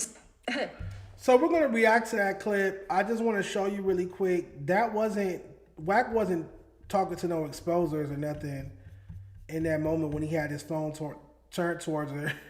He was taking a photo of whatever the fuck this is on her face. It looked like nut. That's what he was taking a photo of. That's so slick. Wack is too fucking old. Imagine 57 years old and you sneaking pictures of the person right next to you and they thinking you texting some fucking exposers, but you finna expose them. That is fucking crazy. Tam would never. But damn, it's like, why Tam gotta be all these bitches and hoes and bitches and bitches and bitches? Because I swear to God, right hand to God, I've never heard Tam say anything negative about Jaleec. Anytime the chat or anytime anyone has tried to get Tam to crash out or do something or say something negative about Jaleec, Tam's always took the high road. Tam always speaks highly of Jaleec. Tam has told me that she's been nice to Jaleece's children when she sees them at No Jumper and has given them candy. The same candy she got accused of stealing, the mango candy. She said that she actually gave some to Jaleece's children. So it's like, where's this animosity? Now, me being wise and me being from the hood and growing up in the hood and obviously being gay and hanging out with a lot of females from the hood, like Jaleece, minus the crack, and minus the, oh, I'll call the police on you type thing, because if you in the streets and you, like, you can't, one or the other, from a street perspective, not a civilian perspective. But nonetheless, I always picked up on underlying animosity / jealousy or envy from Jaleece. Minor, small things, like as far as like Jaleece will walk in the room on No Jumper when Tam's there, and they're both the only women, and she won't give Tam like a quick hug or something. Like little things like that I pick up on. Like if a woman walks in the room and there's only one other woman and they know each other, they've been around each other before, you expect to see an embrace. Wouldn't see that. And then when she brought up the whole bullshit lie, made up a whole lie about Tam's ex-husband DMing her for content, which wasn't that long ago, that's when it was like cemented. I'm like, oh yeah, this bitch is out for you. You got to watch it back up there. But Tam wasn't sweating it. Tam could have crashed out there. Any other woman, if Jaleece sat next to them and told them, oh, you know your ex is DMing me, would have crashed out or had something to say, Tam, like, enjoy. You get what I'm saying? Because she's out in her face. Tam has so many things going on for her positively. Her channel hit 100,000. She has a plaque on the way. Like I said, she has a whole Ethica photo shoot coming. This A Day in LA live event, Jaleece not doing no live events. This A Day in LA live event was Tam's idea. Tam is spearheading this A Day in LA live event. She put together the whole sitemap. Like Tam has actual things going on. We saw her go out to Sundance a couple months ago and cover that. Like Tam has legitimate things in the industry going on. She doesn't care to be just some No Jumper clown crash out. Now, me personally, content-wise, I do feel like Jaleece is a better fit for No Jumper today. Let me say that again. I do feel like Jaleece is a better fit for No Jumper in 2026. She fits and aligns with the ideals and morals or lack thereof, of No Jumper right now. Tam fits more so with what No Jumper was, when it was a up-and-coming hip-hop platform, an underground artist platform, when it was some cool LA native platform for LA natives to go up there and talk about music, talk about fashion, talk about culture, talk about pop culture topics. When it was that, before the whole gangbang era and all of that shit, when it was that, yes, Tam would be a perfect fit, but that's no longer what it is. We got to speak on the present. What No Jumper is now, county jail fades, prison politics, paperwork, crash out, druggies, junkies, overdoses on camera. What it is today, Jaleece is a better fit. And I would tell that to Tam. I would be like, look, you're both up there and run your content up while you're up there, but Jaleece fits better with the No Jumper fan base and No Jumper format today. And that's the extent of compliments I have for Jaleece. I feel like I'm Team Tam. Y'all know I'm riding with Tam. That's my sis. I love her. And she didn't do nothing to deserve this. Seven said earlier in the chat, she could have just said, I don't beef with Tam. I think the crystal meth didn't allow her to react in that way, because Adam and Wack lied to you. And I wonder how Jaleece is going to feel when she wake up and realize that Tam never said the things that Adam and Wack told her that she said right there in that clip. Or is she even going to care? Yeah. So there's that. Let's react to the actual clip that she's upset that Tam got tagged in. Like, how you upset that Tam got tagged in the clip when she's on set? Like, somebody might be like, oh, who's this female sitting here looking good? And might want to follow her. Like, how you upset because she got tagged? I can see you upset because she had something to say about it. She didn't say nothing. You upset because she got tagged? You need to be upset about what the clip's about. Your man said that you was out here getting Cuban combs. Is it true? Oh, he was digging out on girl. Yep. Is that true? Wack 100 said you hitting that little shit and you getting Cuban combs. Hey, why you spot? Feed it. I'm sorry. That nigga Wack told on you, bro. That nigga Wack said, management, that's what they calling it these days. Hey, man. Shout out to Jaleece, man. I can't confirm or deny nothing. Go to this. Yo, man. So, Jaleec is, first it was allegedly she fucking Josh, now she allegedly fucking Creep. He won't confirm or deny, which means it's true. And he supposed to be managing her, so dick and pussy politics mixed with business. Shitting where you eat, not supposed to go down. That's their business though. They grown, they can do what they want to do. I just know that, like I said, she's a better fit for No Jumper today. Tam is not really a clown. Like, she's not a part of the circus. And No Jumper has unfortunately become a circus. It went from being a respected hip-hop platform to being a gang, prison, politic, paperwork, circus party every day. And Tam she not as good as a fit as Jaleec is. Tam not going to be up there fucking on a co-host like Creed. You get what I'm saying? Tam isn't going to be up there allegedly fucking on a Josh. Tam isn't going to be up there with what looks like semen on her face. Tam isn't, you feel me, going to be up there disparaging her co-hosts to Adam and Whack in that regard, calling them bitches and hoes and however she was getting at it. It was just, I don't know. But I'm not surprised. I'm not surprised by this, but it's like, y'all been telling me, oh, have Jaleec on. And it was like, I know it would have made good content because I can really pop with anybody, but my gut was always telling me she don't fuck with Tam. And if you don't fuck with Tam, you don't fuck with me. And I just thank God that I finally, after all these years, I finally got a co-host who I feel comfortable saying that type of shit with. I finally got a co-host who I feel like got my back and I got her back. Like, I'm locked in. I'm confident enough to say, like, I'll go there for Tam. You get what I'm saying? And if you don't fuck with Tam, if you calling Tam bitches and hoes, if you don't rock with Tam, you don't rock with me. So, no, there's that.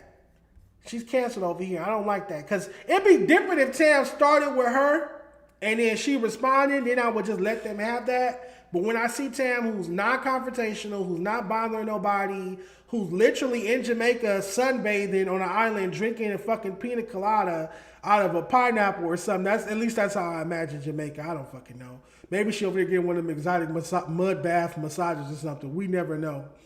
But Tam not bothering nobody and she's bitches and hoes and she's a nobody and she's this, that, and the third. She's a nobody because she don't talk about gang politics all day. She's a lady. She's not supposed to. Like, she's a nobody because she's not over there talking about prison politics and gang politics all day. Like, that's not cool. That's not cool at all. If I was Tam, I wouldn't go back and forth with no smoker, with no crystal meth addict. What I would do is I would go do my Ethica photo shoot. I would look good and flex on them with the fact that you got sponsors and they don't. Tam has sponsors now. And I'm bringing her in on the Every Table deal. I know I signed a contract personally with them, but when I go to the Every Table kitchens, taste kitchens and stuff and do my content and cook up my meals, you think I'm not bringing Tam with me? When I go do my photo shoots up at Every Table and do the content, you think I'm not bringing Tam with me? Get out of here, man. And like I said, Saturday, June 20th, Tam and I will be on stage doing our Danley Live podcast. 310 Babies performing with a litany of other upcoming LA rappers presented by Ethica. So make some noise for that, man. We don't care about what crystal meth addicts got to say about us. We'll be nobodies. But we got motion outside of this YouTube shit. That's all y'all live for. Stay off the social medias. That's all y'all care about is social medias, man. Shout out to Seven, man. Seven got Tam's back. We got Tam's back. Shout out to Scar Soul, Dub, Dejon, Dub, Tam. Absolutely. All right, so there's so many topics we got to get to, y'all. So many topics, and a lot of them got to do with No Jumper. I've been a topic on No Jumper as well, not just Tam. Let's get to it. So on the No Jumper show, they had a roundtable conversation about Smack ducking my fade, going on 2 weeks later. Monday will make 2 weeks. I'm ready. My body is ready for this.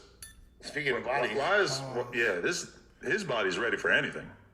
Not anything. Yeah. Show the screen. He training for the fight with Smack. Yeah, that's I guess what this is. Yo, somebody got to tell him that's not a good outfit to work out in. You can't work out in a short sleeve flannel shirt and huge. Look how big his jorts are. I'm gonna keep watching it. Why is Adam obsessed with I wear jorts? Every time I wear some pants, some shorts like these, he posts me on his story, or he's like obsessed with these. I think he likes it. I think he likes my frame. Yeah. Yo, this is our Ed God. Breaking out highs. Yo, look at how big his jeans are when he turns to the side here. Look at for you. Look at the side profile. Look at all that denim. Honestly. Adam funny for this. I ain't gonna lie. When I get flamed, if you flame me right, I will laugh. That bitch ass nigga talking about some look at all that denim. I like those pairs. That's the thing. I have like 4 pairs of those. I swear to God, I got them from Fashion Nova, believe it or not. Those are my favorite pants / shorts because I don't know, they're comfortable and they don't hug me the wrong way. My thighs don't rub together in them. I don't chafe. They're comfortable. I think they're cute. And I didn't go to Ethica. I didn't know Ethica had a fucking gym. I didn't go up there to work out, clearly. I went up there. I'm thinking they finna give me some draws. We're going to take some pictures by the Ethica sign. I knew they had a studio and they was going to play me some music from their artists. Like, I'm thinking and stuff like that. I didn't know nothing about no fucking gym. I didn't know they had a basketball court. I didn't know they had a gym and I was going to lift weights and hit the boxing bag and all of that. I didn't know about none of that. So if I knew that, I would have wore something else. But I'm thinking I'm just going for a photo op and a tour of their facility, and then my videographer's recording me and Tam while we walk around mic'd up. I'm thinking we shooting a vlog. So star me because I felt like my outfit was cute for the vlog, but he's right. It is inappropriate to work out in a flannel, a crop flannel. Shout out to Desto Dub, awful lot of cough syrup. He commented on the pictures and said, I got that shit on. And the crop jorts. See, I Smacky, he a hilarious person. I got money on Dejon. Yo, Dejon for sure gonna try. Be fighting him, bro. Nah, he shouldn't fight him because there's no W for it. Is this real or this like? I never thought it would be real. I think this. I'll explain it. So basically, Dejon and Smack are both booked as hosts at some upcoming rap event. I don't actually know what it is. It's probably some kind of festival or concert or whatever. And as a result, Dejon said that because he feels like he's owed a fade with Smack, that he wants to get the fade out the way before the event because I'm ready. My body is ready for this. Oh, shoot. That's the end of that clip. Yeah, this. But I mean, I feel like personally that Dejon is going to whoop the shit out of Smack. Facts. Man, Smack ain't even answer back, so they talked about it the whole stream. I heard. Yeah, he did. He said he didn't send him the address. He put it on his mom and all that. If he come to him, he gonna do whatever he do to it. I don't think this a play, but to be honest, I didn't know all this was going on. So if all this going on, then I mean, hey. You getting in there? I'll Smack. I wouldn't fight him, bro. I ain't gonna lie to you because if you lose, it's a lose-lose. It's a lose-lose for Smack, and it's a win-win for Dejon. If you win, you beat up a fat gay dude. If you lose, you got the shit beat out of you by a fat gay dude, and that's not one is like a lot worse than the other. But from what from what Spody Face say and explain, it sound like it just seemed like Smack basically saying like, man, I'm going to the event, I'm gonna be there, but if you get up on me or try to slap me or doing what you say you gonna do, then we gonna go there. And that's accurate. I mean, because you ain't gonna let nobody slap you regardless of if it's a goldfish or alien or what they, you know what I'm saying, like whatever the situation is. So, I mean, in that space too, I'm not trying to fight nobody, you know what I'm saying, just like openly gay either, you know what I'm saying, but like shit, if somebody like what y'all laughing for? Yeah, what y'all laughing about? Zesty guy? That shit funny. You'd fight a dude who was low-key zesty? I'm not trying to fight nobody, zesty nothing. But if you try to attack me like this, like I'm gonna defend myself. For sure, yeah. All right, my response to that, shout out to Hefe, he don't give a fuck about nothing but what the check say. My response to that is, and this goes to anybody, I understand that a straight man might not want to fight a gay man for whatever reasons. Cool, you're entitled to that. Don't beef with a gay nigga then. That's my whole issue. If you don't want to fight me, then don't talk shit about me. Then I'm not going to want to fight you. I don't just wake up like, oh, I want to fight this person. I want to fight this person. I'm not no fucking boxer or no shit like that. You know how quick I get out of fucking breath? You know how lightheaded I get? I don't give a fuck though. I'm ignorant. I'm retarded. I'm going to square up. I'm going to fight with you. I ain't no punk ass bitch. But you can't talk shit about me, call me GPS, gay nigga this, gay nigga that, fat ass mook, all these gay jokes about me, because the fat jokes whatever. But all these gay jokes about me and then think I'm never going to eventually call your fade out or have something to say or crash out. So what happened was, I remember when I fired my cousin off the podcast last year. Smack did a reaction and he was on Shame with You or something. He was like, she don't need to be on that GPS show anyway. And that was my last strike with him, because it's like, okay, you calling me GPS, but I got screenshots of you following a tranny on Instagram. And I showed that to y'all many times. I could pull him up again if I need to. He was following a tranny. He's talking about that's his cousin, but the tranny is Asian. And the tranny got his or her booty out on the sink and you liking pictures and following them. So how you calling me GPS, which means gay person, I'm assuming, but you a gay person. You following and liking trannies on Instagram. And then from there, he wished HIV death on me. That's not something to play with. That's not funny. That's not content for me. That's serious. So from there, it's been up with this nigga. When I see you, we getting down. Now, we hosting the same event, Mid to the West Festival, RJ, Skilla Baby, G Perico, PZ, and some other artists. I think Ashby is performing as well. We hosting the same event, even though I'm so irrelevant and I'm nobody in this space, but me and Smack are hosting the same events. Make it make sense, but I'm irrelevant. You call me irrelevant on your show every week, Smack, but we're hosting the same event at the same stadium. Okay. Anywho, I'm like, shit, we might as well get it out the way, run our fade, we be back cool. When we see each other at the fucking venue, we giving each other a head nod. Cool, this nigga called me, and I can play that video as well. He like, the first thing he said, he don't say hello or nothing. He like, this Smack, you ready for the location? You ready for the address? I'm like, send it. He like, 6, send him the location, send him the address. I'm like, send the address, 6, and hang up. That was 2 weeks ago, going on 2 weeks ago. No addresses hit my phone. Everybody like, oh, you been to Back on Fig millions of times. Smack sat there and said, I've been to Back on Fig millions of times. I've been to Back on Fig one time. What other time have I been on Back on Fig? I've been up there one time and I didn't drive.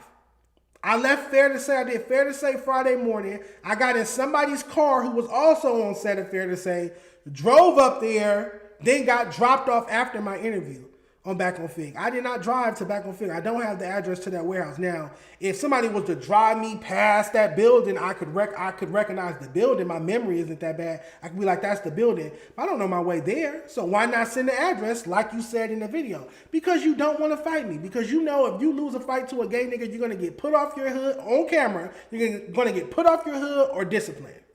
It's going to be a bad look, and you'll never be able to pop shit online about being a street nigga ever again. It's a career ending. Even if I catch you with one, even if I just catch you with one, it's over for you. And that's cool. So watch this. Don't beef with a gay nigga. How difficult is it to not beef with a gay nigga? As a straight man, any straight men in the chat, how difficult is it to not beef with a gay nigga? Are there any straight guys in the chat? Could you answer that question for me? Is it impossible? Is it not feasible to not beef with a gay nigga? Is it impossible to just let a nigga be gay and it's not bothering you? I'm not fucking on you. I'm not trying to fuck on you. I'm not flirting with you. So why does me being gay bother you? Why can't you just say, oh, Dejon's gay, so what? Why does it have to be GPS this, Mook this? But that's everybody energy towards me. Not everybody, because I really don't get that from a Cord or AD too much. But that's pretty much everybody energy at FMW towards me, and not Jack either. But for the most part, everybody energy at FMW or under the umbrella towards me was always gay nigga this, Mook this, gay that, big mama, big gender, dyke nigga, da-da-da. It's like, damn, are y'all DL or something? Like, what the fuck? My name is Dejon. I can't just be regular old Dejon for once? Like, for one episode, I can't just be Dejon? Like, that's impossible? Like, no? But I guess, nonetheless, Smack got a fade coming wherever I see him moving forward. I don't give a fuck if we at Six Flags Magic Mountain. We could be at the Pope's funeral. I don't give a fuck where we at. Baby showers, I don't give a fuck. It's going down. Because I don't like when people lie on me, and I don't like when people try to make fun of me for being gay. This fade is not about me. This fade is about all the gay niggas that grew up in the hood like me that had to deal with these down low, undercover, closeted ass gang members that publicly joke, on you and call you gay slurs and make fun of you for being gay, but deep down they back there fucking each other's, fucking their homies in the ass and chasing trannies and liking trannies on Instagram. So this is bigger than just me. This is bigger than Nino Brown. This is about a culture of down low gang members, particularly in LA, that's always making homophobic jokes about gay men, but deep down they following and liking trannies and gay niggas and femboys on Instagram, and deep down they be fucking each other and playing with each other's dicks when no one's around. But they don't want to tell nobody about that. Clock it. Let's get back to the clips.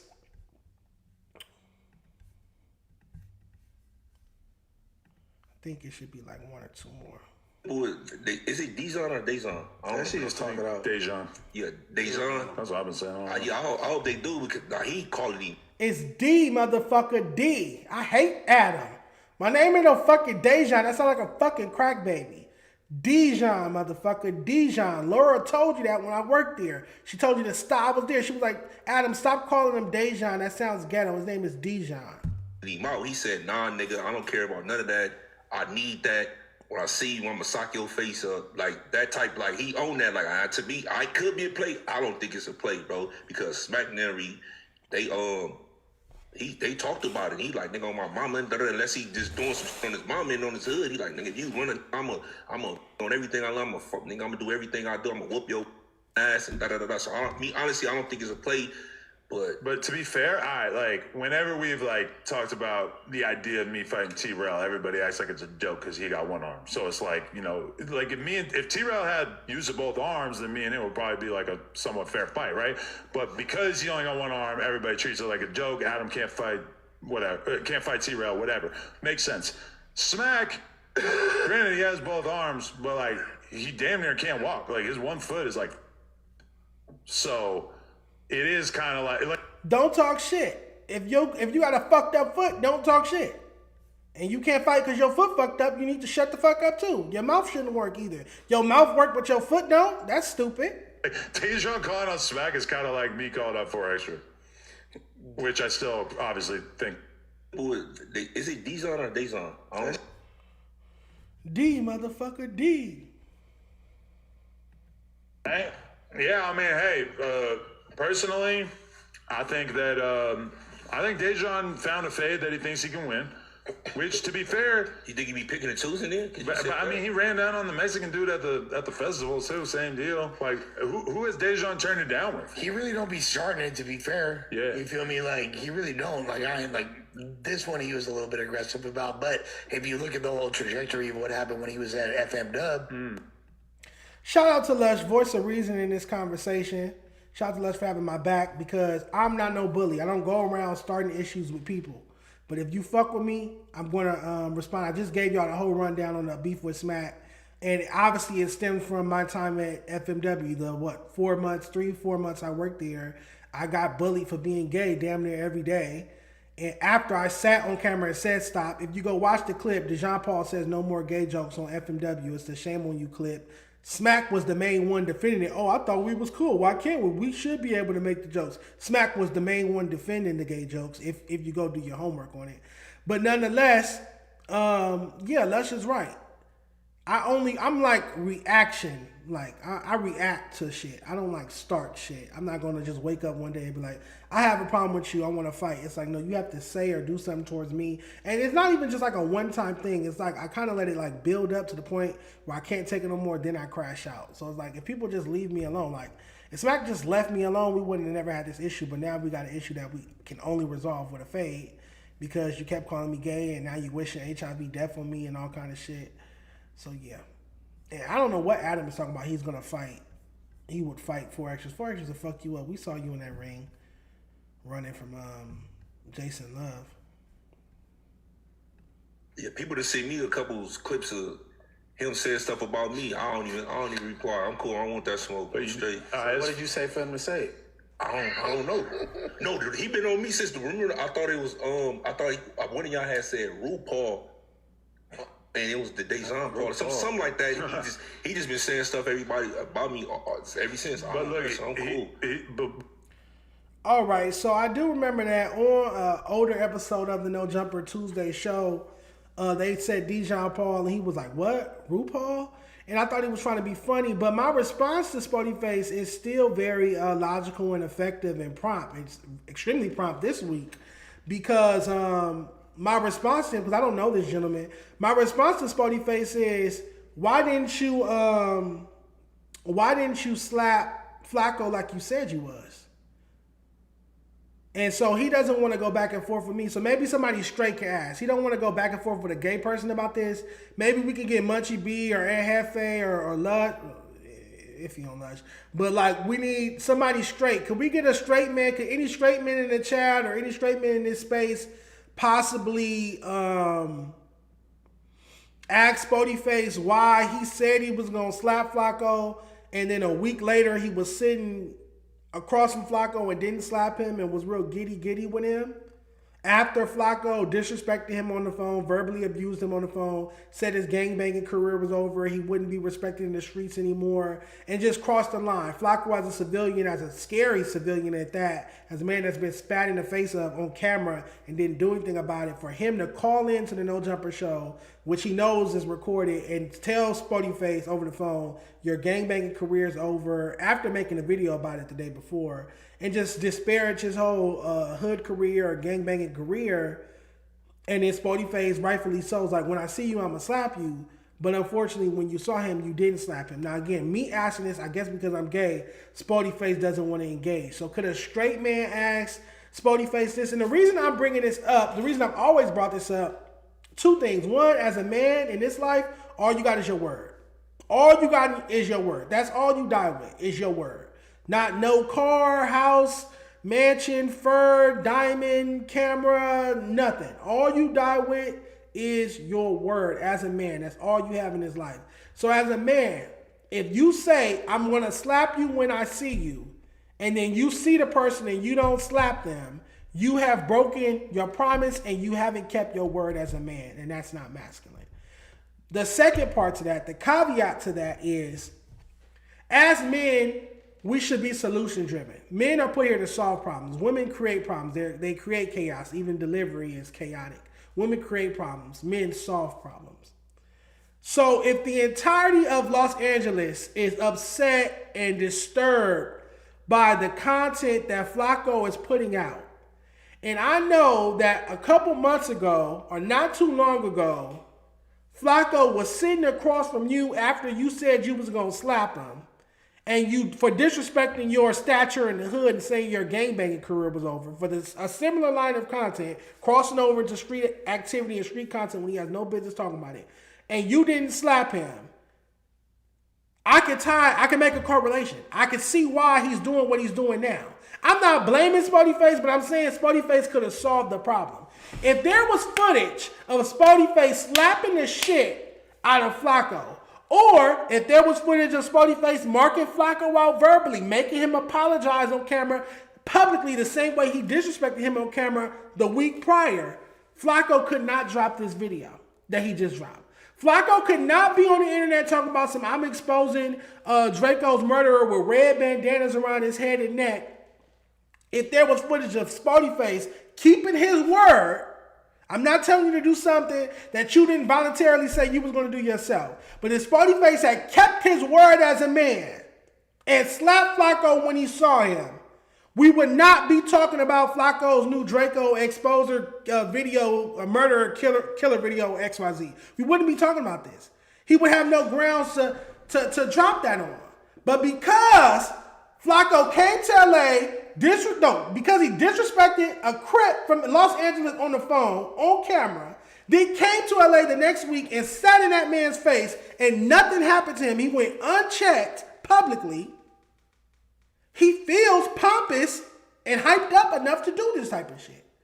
So what I'm saying is Spody Face could have eradicated Los Angeles of Flakko's gang content had he kept his word, but he chose not to.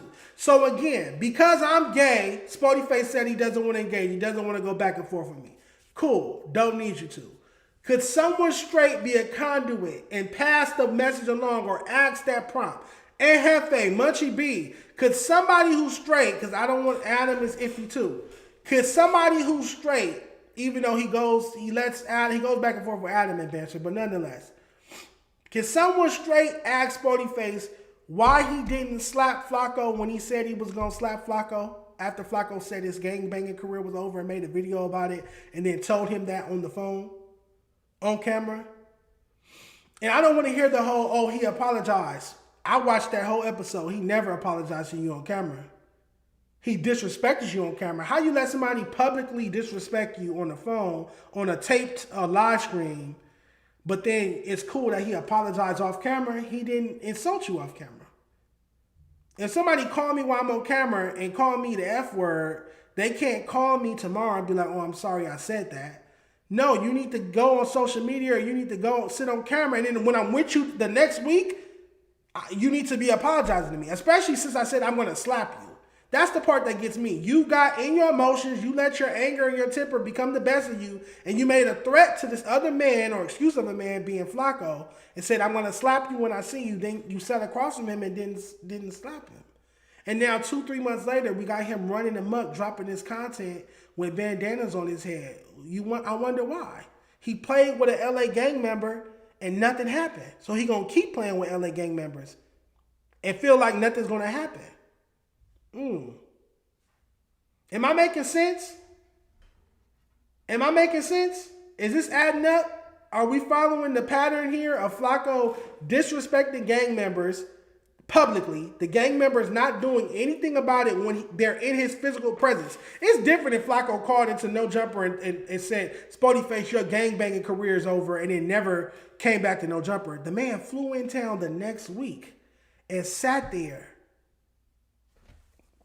Flew in town the next week and sat there in your face, and you didn't slap him, and you didn't make him apologize. Because if we have footage of Flakko, I'm sorry, Spotify, I'll never say it again. I didn't mean to disrespect you, bro. It was just content. Woo, woo, woo. We could clip that. Then whenever he's doing the whole bandanas around the neck and big Flakko this and all this big bad wolf content, we could just pull that up. We don't have that. Because you chose not to mark him out after he marked you out on the phone the week prior on camera. And you said you was going to slap him. But again, I'm gay. So he don't want to go back and forth with me. So, shout out to Spotify. Somebody straight, please ask Spotify. Please ask Spotify why he didn't slap Flakko when he said he was going to slap Flakko. He don't want a gay person to ask him those type of questions. He only wants straight men to ask him why he didn't keep his word and slap Flakko when he said he was going to slap him after Flakko said his gangbanging career was over. But he was nothing in the streets. He don't want to hear that line of questioning from me. He only want to hear from a straight person. That's what's up. All right, last No Jumper topic, I promise. There is a blogger, Rich Rabbit TV. I follow him on Instagram. And he made a very compelling video about why he feels No Jumper is the best platform on the West Coast, and I want to react to it. All right, y'all want to know why No Jumper is one of the top podcasts in California, LA, on the West Coast, and why it's going to remain that way and not these other people and dudes coming up, even people that left No Jumper and all that shit. And this just outside perspective looking in. It's because y'all not talking about shit. Like, don't get it fucked up. Shit be funny sometime, but at the end of the day, bro, y'all inviting people on here like, why the fuck do we want to see Akon? Why the fuck do we care about people that's on the Lakers? Like, certain shit we don't give a fuck about. A majority of the people that's watching these podcasts is people that's from the street element, that come from a street background, a street culture. So a lot of people don't want to see that shit. A lot of people want to see the history of what's going on in the city and surrounding areas. We want to know about these old folk tales we done heard in the city. If you can get in contact with some of these people, or we want to see somebody that upcoming that's been going viral and hear their actual story. Or nigga, you might be on No Jumper and see somebody that live up the street from you, or randomly you grew up with, and be like, this nigga done blew up out of nowhere. Like, it's always the element of surprise on the podcast, so you never know what you're gonna expect. A lot of these podcasts you get on here and they're so cliche and boring as fuck. They act like they don't want to say nothing about Adam. They act like they can't respond to other people's shit, but when they get on there, they sneak dissing and all that. We all watching shit. You might as well just talk about it. Instead of sneak dissing you on the podcast, because Adam gonna talk about it. That's what we want to see. Them niggas on No Jumper gonna talk about it. And Hefe gonna talk about it. Sporty Face gonna talk about it. Munchie gonna talk about it. Lush gonna talk about it. All them niggas gonna, Almighty gonna talk about it. TF Third gonna talk about it. All you niggas just be talking about some bullshit. It be like inside jokes. Like, save that shit for Friday night when you go out with the homies or whatever y'all doing. When y'all on the podcast, talk about some interesting shit. This is why y'all podcast is not going nowhere. Because y'all having a bunch of motherfuckers on there that we don't care about and we not interested in hearing shit. That's... All right, well, one, I really like this gentleman's nose ring. That's a really nice nose ring. I wonder where he got that from. That's cute. That's a really nice nose ring.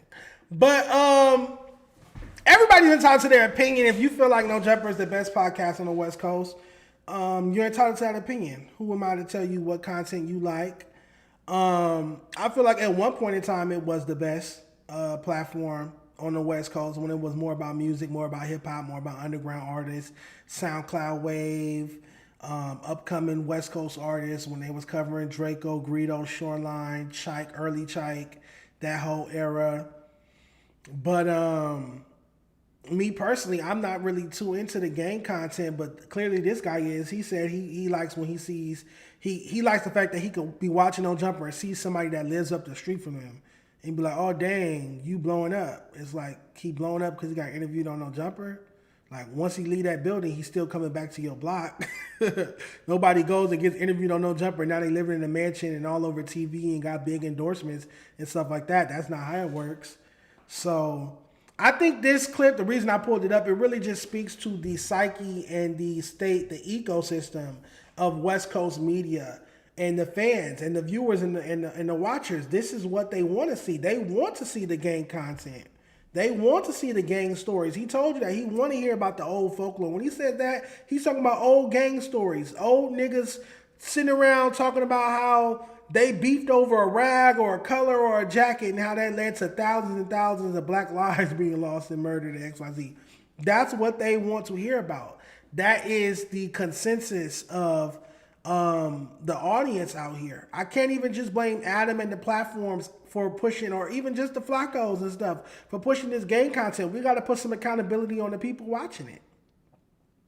We got to put some accountability on the people watching it because it's a lot of people watching it. Majority people in LA or on the West Coast rather watch content about gang politics, prison politics, county jail politics than watch something that's centered around music.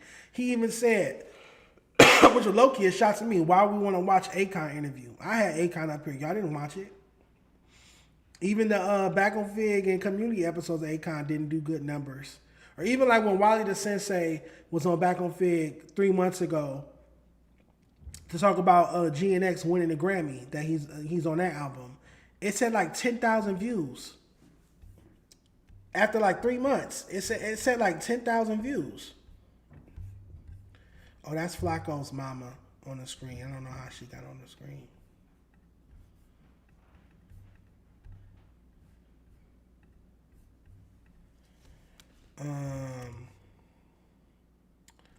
Back on Fig, Wally, the Sensei.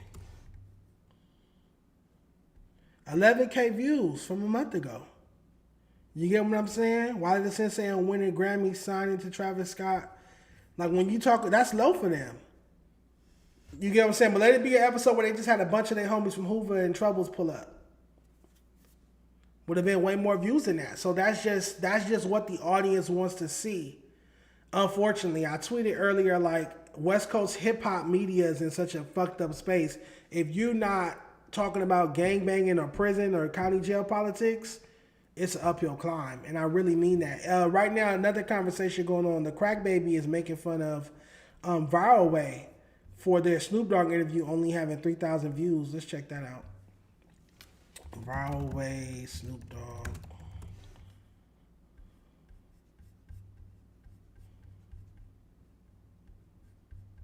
That says 200 views. 3.1 views after 5 days, and you would say that's low for having like probably the most famous rapper, if not the most famous human, especially black human on earth. on your show. But like I said, if they just had a bunch of random gang members up there to talk about gang politics, it would have a lot more views. People out here, the West Coast algorithm is so fucked up. And again, you can partially blame Adam and No Jumper since they're the big dogs, and that's what they've been pushing. So that's probably what YouTube is rewarding episodes and content that's related to those buzzwords, those keywords, those things getting tagged, Crip, blood, jail, paperwork, snitch, those type of things. That's probably why it's getting pushed more in the algorithm, or content that has those things attached to it is getting pushed more in the algorithm. But you also have to blame the audience because that's what they want to see. Y'all want to see that on YouTube. Because on Twitter, and that's another thing, my Twitter back cracking, I've been getting like 4,000, 5,000 likes, 2,000 retweets, quoted tweets, all of that, talking about LA rap for the past couple of weeks. On Twitter, they will talk about hip hop.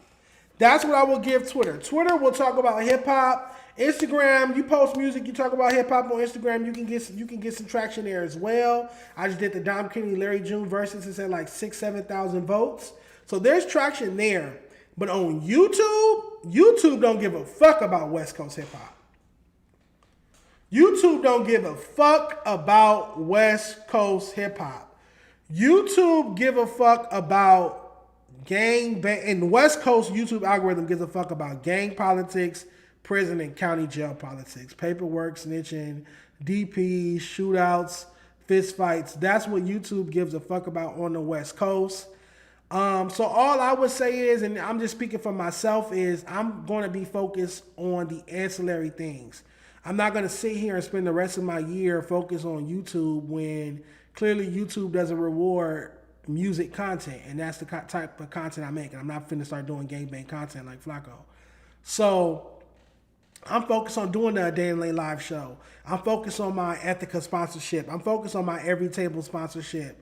You know, I'm focused on the LA rap tweets that I got going viral. I'm focused on my LA freshman covers. I'm focused on stuff outside of YouTube because YouTube doesn't reward my business format. My business format is creating conversations around West Coast hip hop. YouTube doesn't give a fuck about West Coast hip hop. So I'll come here throughout the week and talk with you guys, Tam and I, and then I have another host coming in for the Friday shows moving forward next week. We'll come here and we'll talk hip hop, but I'm not gonna place a priority on YouTube. I see it for what it is now. Viral Way interviewed the biggest rapper on earth, the most famous rapper on earth, rather, and it got 3,000 views in a week. But let Ed Hefe or Munchie B or somebody just sit in a room and talk about some county jail phase. Let B Brazy or whoever, but the who's, he could sit in a jail cell and talking to a blurry iPhone screen or Android screen about some jail fades or some street rumors and street gossip and get 10 times those views in one day. YouTube algorithm on the West Coast is fucked up. They're pushing gang and jail content. They're not pushing West Coast hip hop on YouTube. There's other places. I feel like we gotta stop living in social media and make West Coast hip hop pop in other places. One would be real life. Two would be Twitter, Instagram, other social media. YouTube don't give a fuck about West Coast hip hop. Even if you go look at these West Coast rappers' YouTube views on their music videos, they don't be a lot. So if they YouTube views not a lot, how is sitting up covering their music or interviewing them possibly gonna be a lot? It just is what it is. Shout out to everybody liking this post. Shout out to everybody in the chat. Palm trees in the chat. Let's see. I got another like 30 minutes for y'all. I do got an interview after this. Let's see. Let's talk about Pooh Shiesty. This is some craziness. This is some non-LA shit finally. Moving past the No Jumper topics. We got a lot of those. All right. So Pooh Shiesty and Big 30 got arrested.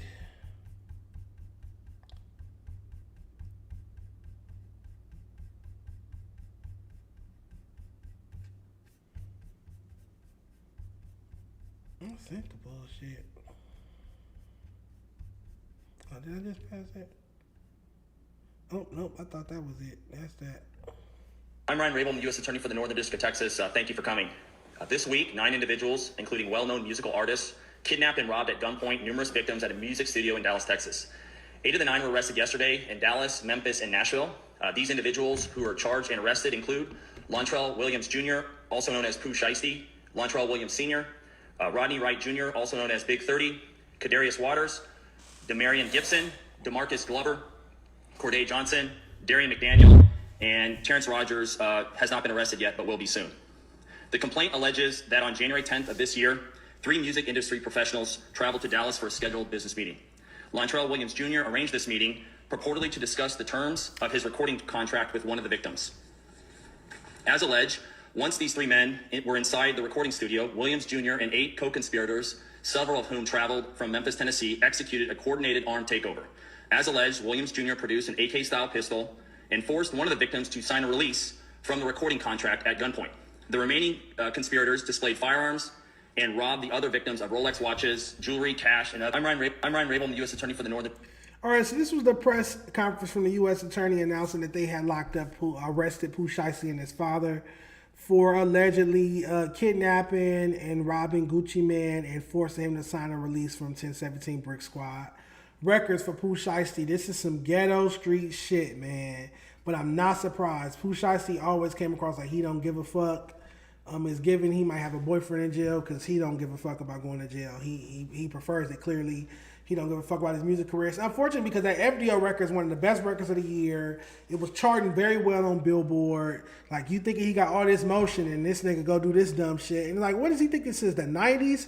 Who are you, Ice Cube, going into Brian Turner's office at Priority Records with the baseball bat? Like, you think you Suge Knight, you finna force Eazy-E to sign over Dr. Dre and Michelet, nigga? Excuse me, this chair. So it's like, I don't know. I don't know what he expected to have happened. I'm seeing a lot of different platforms post paperwork where it says Roger Davis, aka Gucci Mane, corroborated and told specifically, who robbed him, including Pooh, and who blocked the door, Big 30.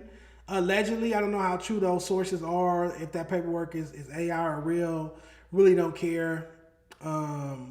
I guess as a street dude, you're not supposed to do that. But also imagine being 40-some years old, you're running a record label, and your artist holds an AK-47 up to your head and forces you to sign it over. Which wouldn't stand up in court anyway, long story short, because all you would have to do is say that you signed it under duress. But then that would also be, according to the street, snitching, because you would have to explain why you were under duress and how exactly you were under duress. So it's a lose-lose for everybody involved. Damn, I want to see if I can find Rick Ross's response to it. Hold on. I saw it on Double XL. Let me see. Rick Ross had something very insightful to say about it that I liked a lot.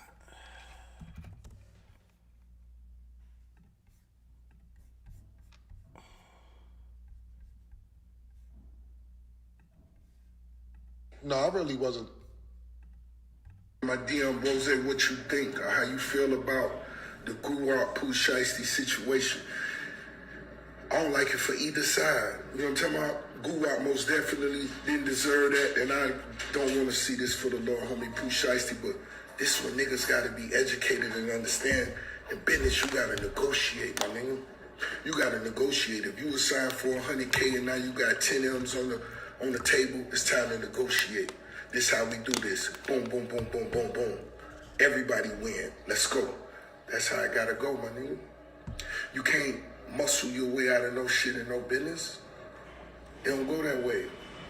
And I ain't just talking about on the people's side, but on the other side, the blitz gonna come. You can't run from it, homie.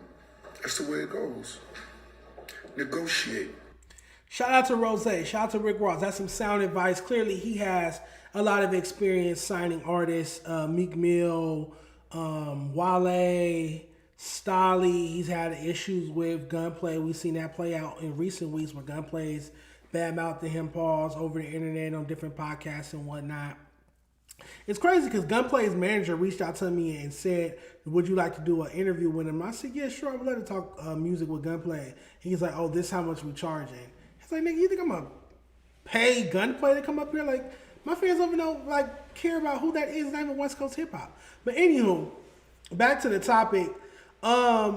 I'm sure Gucci and Pooh Shiesty, if not right now, eventually Pooh Shiesty will wake up from whatever psychosis he's in and realize that that was a wrong move. But I'm sure Gucci also, if he could go back, instead of being in all this trouble, because now his street credibility is in question with the paperwork being out there, and this whole being wrapped in this legal situation is some bullshit. I'm sure he wished he had just released them, or like Ross said, negotiate. Because the story is, word on the street is that Pooh Shiesty wanted to go sign with Yo Gotti, CMG Records. But he couldn't because he's contractually obligated to 1017. So I wonder if in hindsight, Gucci wish he had been like, look, I'm going to let you go. Just give me this on the back end. Or if he would have just picked up his phone and called Yo Gotti and been like, look, Gotti, shoot me this and I'll let you have him. Because he released all his other artists. Remember, Pooh Shiesty's the only artist that he kept on 1017. He released all his other artists. And it's like he has a terrible track record with majority of his artists signed in 1017. Either die, go to jail, end up being cross-dressers, all type of crazy shit that's happened to his roster. His most successful artists are artists that, technically weren't signed to him, like Migos and Young Thug. Artists he kind of just co-signed, passed the baton to, and put on. But as far as artists that technically signed the paperwork with him, they haven't really been that successful. So I understand him. I don't know why I'm trolling.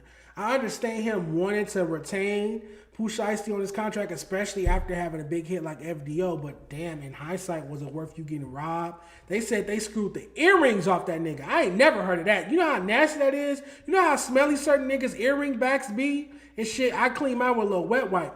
But you know how smelly niggas' earring backs be for you to rob a nigga, have a gun pointed at a nigga, and you go back there and all the gunk, and you unscrew a nigga earrings out his ear, and then the niggas was posting photos of his jewelry and shit like that. Terrible, terrible, terrible. Shout out to everybody in the chat. Make sure you hit that like button, man. Shout out to all my mods, palm trees in the chat. This conversation leads me to my tweet of the week. Here we go. I got it. This is the tweet of the week. This is a perfect transition. Perfect transition. So, tweet of the week is from Deja SB. Deja SB. I think artist ran labels shouldn't even be a thing, honestly, especially if the artist is still active. So, chat, what's your thought on that? Chat, do you think artist ran labels should still be a thing? We've heard so many horror stories of artists signing to other artists. This is the most recent one. This might be the most craziest one in recent years, where Pooh Shiesty is signed to Gucci Mane, another rapper, and has to, or felt he had to, kidnap him and hold him against his will with an AK-47, have Big 30 at the door making sure he don't back out or leave, to get released from his contract. Should artists sign to other artists? That's the prompt. What do you guys think? I want to hear from you guys in the chat. I want to hear from all my mods. If you're an active mod in the chat, I want to read what you got to say. I think artists ran labels shouldn't even be a thing, honestly, especially if the artist is still active. And as you guys know, I always push for our OG West Coast artists to sign and develop new artists, but I feel like they also shouldn't be active. Like, I don't want to hear a new Snoop Dogg album, even though he just dropped another one that nobody's going to buy, nobody's going to care, it's not going to chart. But Snoop Dogg, E40, Too Short, Cube, I want to see them stop rapping and sign, develop artists. That is not what this tweet would allude to. This tweet is more so about, like, active rappers that are still dropping music being signed to them. Gucci not active. I think Gucci's still dropping music. Nope, it gets bad 99% of the time. Artists should learn how to read their contracts and know exactly what they're signing up for. That's true. D-Reacts TV. The problem is the artists be competing with them and never want them to be better. They have to not be currently making music. Decks and effects up to the individual. I understand that. I feel like if it's like a once in a lifetime opportunity and it's your only opportunity on the table, and like you struggling in the projects and don't know where your next meal coming from, and then a future want to come sign you, of course you're going to take that. But if you have options, if you have the wherewithal to make it on your own, I would advise against signing to an active artist, because you're going to be in their shadow. You are going to be competition to them. You're gonna be put on the back burner. It's like Gunplay with Rick Ross. That's an example. All the free bands, artists with Future, like they never got their just due. They never got their shine because the main dude who owns the label is still having his run. Jay-Z and Cameron, where he felt like this nigga's hating on me. He don't want me to be bigger than him. He don't want me to have the best beats. He don't want to push my records. He don't want to clear every decision, every budget that Cameron needed for his career while he was on Rockefeller. They said Jay-Z was holding it off because they needed 3 signatures: Dame, Kareem Biggs, and Jay-Z. And Jay-Z will always hold off. So it's a huge conflict of interest. I think it's definitely something to be cautious of.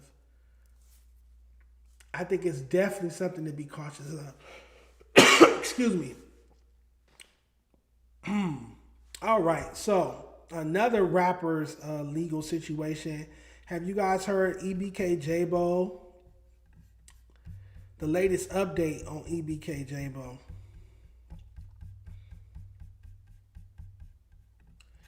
So EBK Jabbo is reportedly facing 30 plus years in federal prison. The Boogeyman rapper was accused of possessing a loaded Glock that was used, in the shooting of rival rapper Dream Life Rizzy, along with other drug charges, according to the Arkansas Democrat Gazette, excuse me. He was arrested in May 2025 during a traffic stop just days after being announced as part of NBA YoungBoy's record-breaking tour. I remember this. So YoungBoy, Lord have mercy, same thing, right? EBK Jabbo was opening up for YoungBoy, which is a great look and made sense brand music-wise. And he also was en route to New York to do the 2025 Double XL freshman cover, which would have been a great look for the West Coast as well, for California artists as well. But as per usual, these West Coast rappers always fucking up their opportunities, right?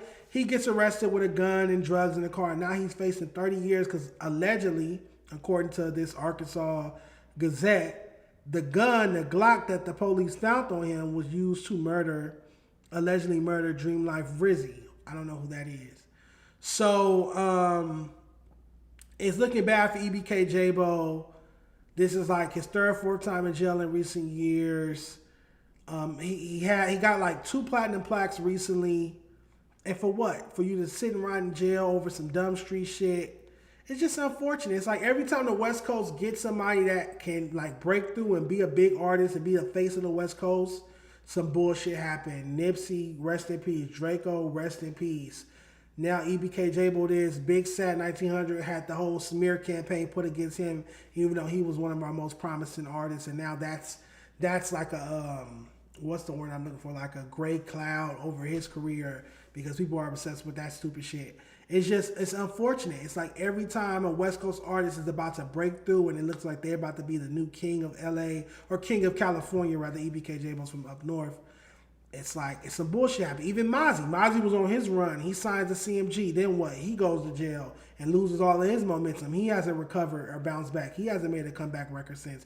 03 Greedo was hot as fuck. Pause. Hot as fuck musically. Goes to jail all them years, come back, can't catch another hit. One Drink Too Many was cool, but fell off. Y'all feel like Cali is cursed? It's like, is West Coast hip hop cursed? Because it's like, damn, every time we get a lit rapper, they get murdered, or they get like a smear campaign, or they go to prison.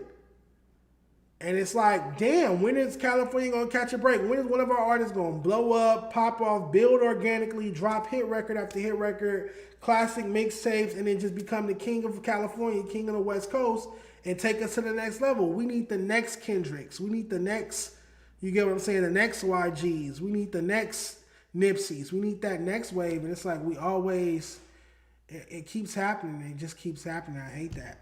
I really hate that for us. I really, really, really, really hate that for us. All right. I wanted to talk about, as we wind down, I wanted to talk about one more thing. Everything else I can save. Now, I'll save this stuff for Saturday school. Yeah, I'll save these topics for Saturday school. I'll be back here tomorrow to do Saturday school. But I wanted to get to these new... because I have to grade this cipher really quick. I wanted to get to... Yeah, let's do that. YG, some new music. Let's get to new West Coast music. Why not? So YG just dropped a song with Ty Dolla $ign. Actually, I have it queued up, but we can just look it up. YG, Ty Dolla.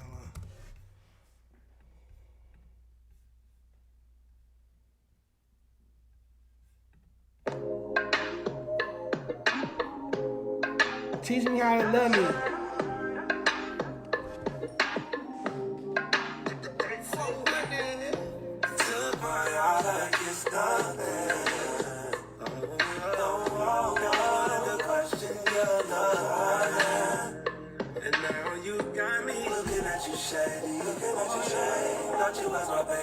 Thought you was my baby. Hate the way you play, baby. Got me out here looking crazy. Guess I gotta teach you how to love me.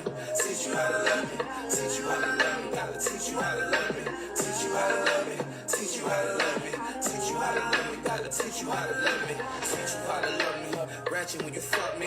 Hold it down, you might get a mansion if you lucky. If shit look ugly, ride even when it's bumpy. You the bride I'm chucky. You know I keep it bloody. All right, so that's teach you how to love me. YG featuring Ty Dolla $ign. It's not the worst record. It's better than his last single, the State of Emergency shit. It's better than his last single. It's not a lead single. This is the record you drop after you got something that stick and you got the project coming or the project is out now. This is the lady record that you drop with that project. This isn't a lead single. This isn't a comeback record for YG. This doesn't make me say, oh, I gotta hear the new YG album. This doesn't move the culture. I think that the sample was nostalgic. I think we love to hear YG and Ty Dolla $ign together. That's always been an iconic tandem. Ty Dolla $ign sounds well. It's a well-crafted lady record, and to hear him singing soulfully over the hip-hop beat in the West Coast Cali swag district. Teach me how to Dougie beat. Rest in peace, M-Bone. Rest in peace, Big Y. But, yeah. I feel like it's still not enough to bring YG back. It's not the right single. It's a follow-up record. After you got the single and the album is out, this is the record you drop. Also, I feel like the video could have been more colorful, more bright, more sunny. You feel me? I didn't like the video. Don't really match the dancing was cool, but the video don't really match the song either, in my opinion. So yeah, the chat's not feeling it. This is whack. I can't get jiggy with this. Boo. The song was not it. We need to be back. What made them big? I feel like it's a slight step in the right direction. YG is the most overrated West Coast rapper of all time. Somebody in my chat just said YG is the most overrated West Coast rapper of all time. Damn, them is big words. My Crazy Life YG went crazy. Still Brazy YG went crazy. Just Read Up 1, Just Read Up 2, 400 Degrees YG went crazy. So I don't think I could say most overrated because he had a run. I just feel like after that run, very overrated. All right, another record I wanted to pull up. I got to go to YouTube for this.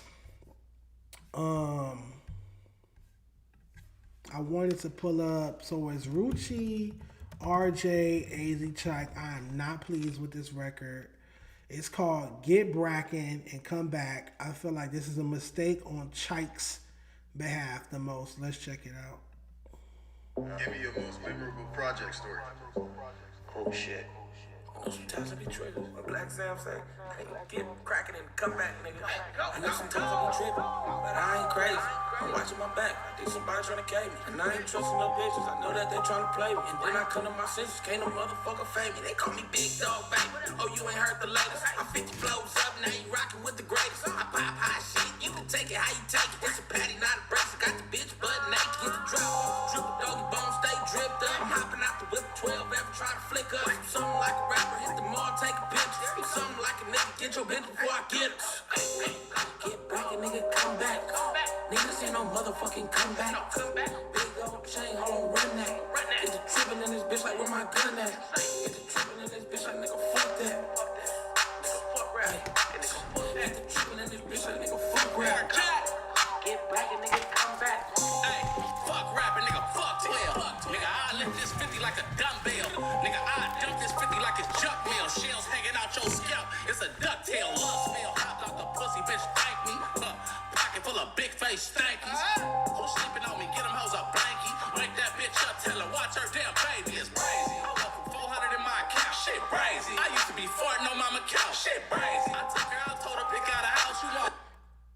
I used to be farting on my mama couch. What the fuck is RJ talking about? This ain't a comeback, this a fucking bounce out. Yeah, tag hanging, we set banging, they see my level up. This chopper activate the spears, wake the devil up. Long live Swavy, nigga, rest in peace, Nebula. This big ass chain, I carry weight on the regular. Get bracket, nigga, come back. Niggas ain't no motherfucking comeback. Big old chain, hold on, run that. Get the trippin' in this bitch like where my gun at. Get the trippin' in this bitch like nigga, fuck that. Get the trippin' in this bitch like nigga, fuck rap. Get bracket, nigga, come back. Get bracket, nigga, bum back.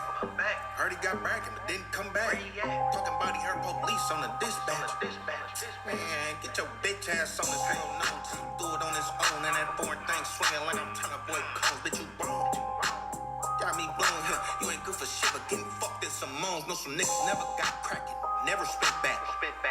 Yeah, fuck us up with that. Let me find out something happened to the woo. Then I'll pull up niggas grim to tell Inglewood the truth on my dude. Got bragging in the industry and came back. Same shirt, same jeans with the same hat. So I don't wanna hear no shit like who the fuck is that? Told my freak fuck you, she said cool, let me fuck you back.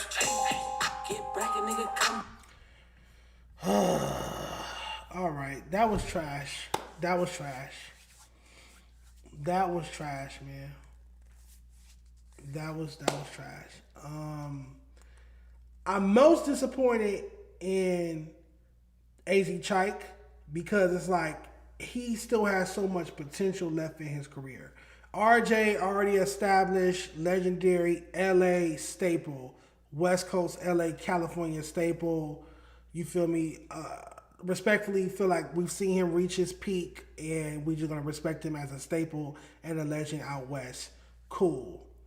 Rucci, feel like all the blood shit kind of ruined his career, kept him in a box. And I have had this conversation with Chike several times before. I've said this publicly before. Chike has addressed this type of narrative that I've spewed about him before on platforms where it's like, always felt like him working with Rucci in this capacity hurt Chike's career. So what I'm saying is this should have just been a Rucci RJ record. What I'm saying is, why did Chike's A&Rs clear this?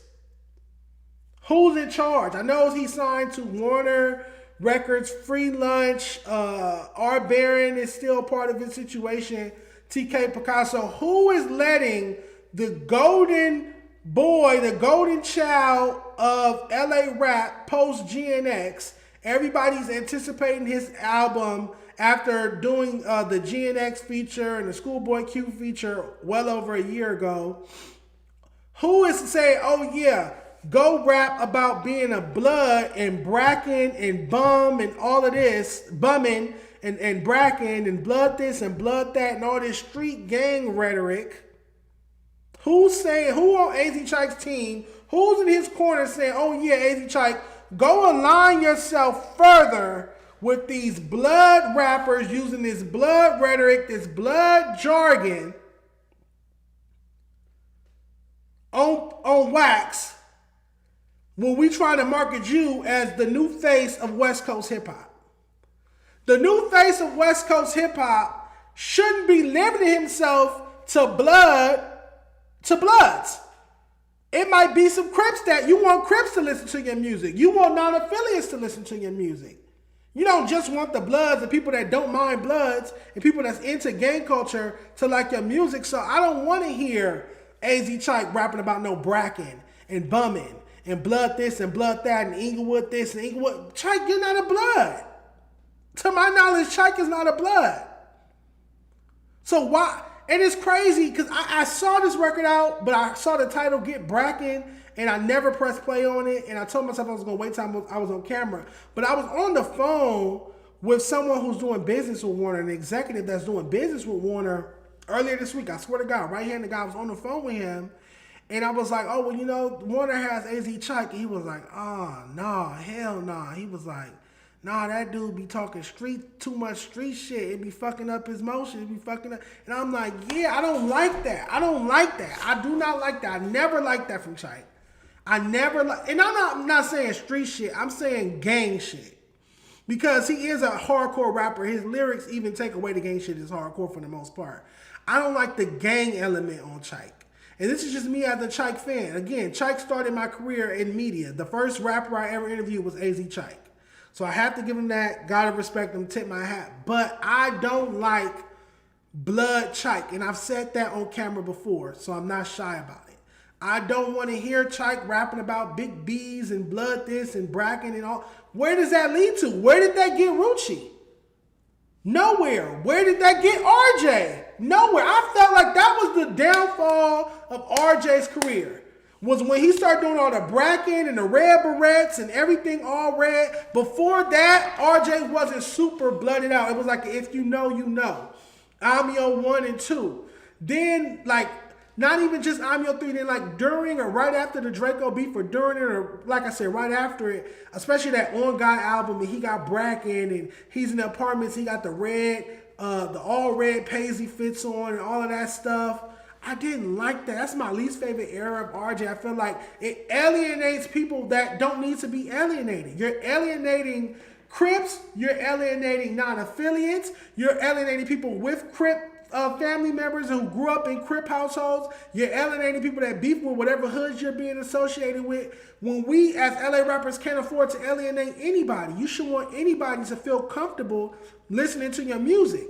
So if a Crip gets in his car and your new single is Get Bracken and you talking about bracken this, bracken that, bumming this, bumming that, blood this, blood that, Inglewood this, Inglewood that, they're not going to play that record. Not only are they not going to play that record, but they're not going to feel comfortable buying a ticket to your show. They're not going to buy any of your merch. If you're endorsing a product, they don't want to endorse. They don't want to spend money with that product. It's just asinine at this point, and it's too late in the game for AZ Chike to be making such a rookie mistake. And I thought he would have learned his lesson by now. AZ Chike, what have you? Aligning yourself musically, I don't care who you hang out with in real life. What if you aligning yourself musically with Bloods and Bloods from Inglewood done for your career? What hit record has that spawned you?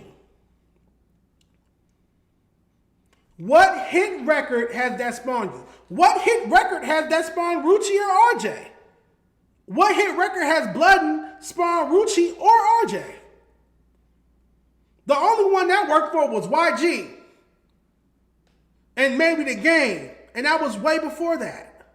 It's not worth it. All you did was alienate a fan group and make people look at you like a stagnant, dusty, gang bang LA rapper. When all three of those gentlemen are extremely talented. Rucci is a great wordsmith, has an interesting delivery. RJ is a godly MC. A godly MC, minus that fart bar he made, but a godly MC. And AZ Chike is very promising and talented as well. It has an impeccable flow and delivery as well. So it's like, why can't y'all make a record about something else? If y'all gonna come together and make a record, why are you making a record called Get Bracken? And it's a whole bunch of blood mentions in it. That super blood shit. Come on, man. Come on, man. Nah, I didn't like that record at all. I felt like that was a misstep on Chike's behalf. And I always felt like, and this is my last thing on it, I always said, imagine if instead of going the whole Inglewood blood route and making records with all of them about being a blood, because again, I don't care who you hang out with in real life. That's not my business. That's not my place to speak on, to tell you who real friends. I'm talking about who you're collaborating with and what you're making songs about.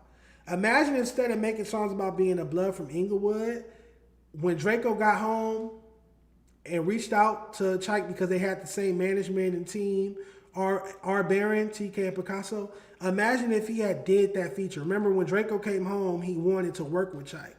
And Chike turned him down, and he's talked about this in interviews. Chike turned him down because of his loyalty to people from Inglewood.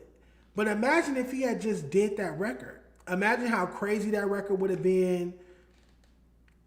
That would have ran it up.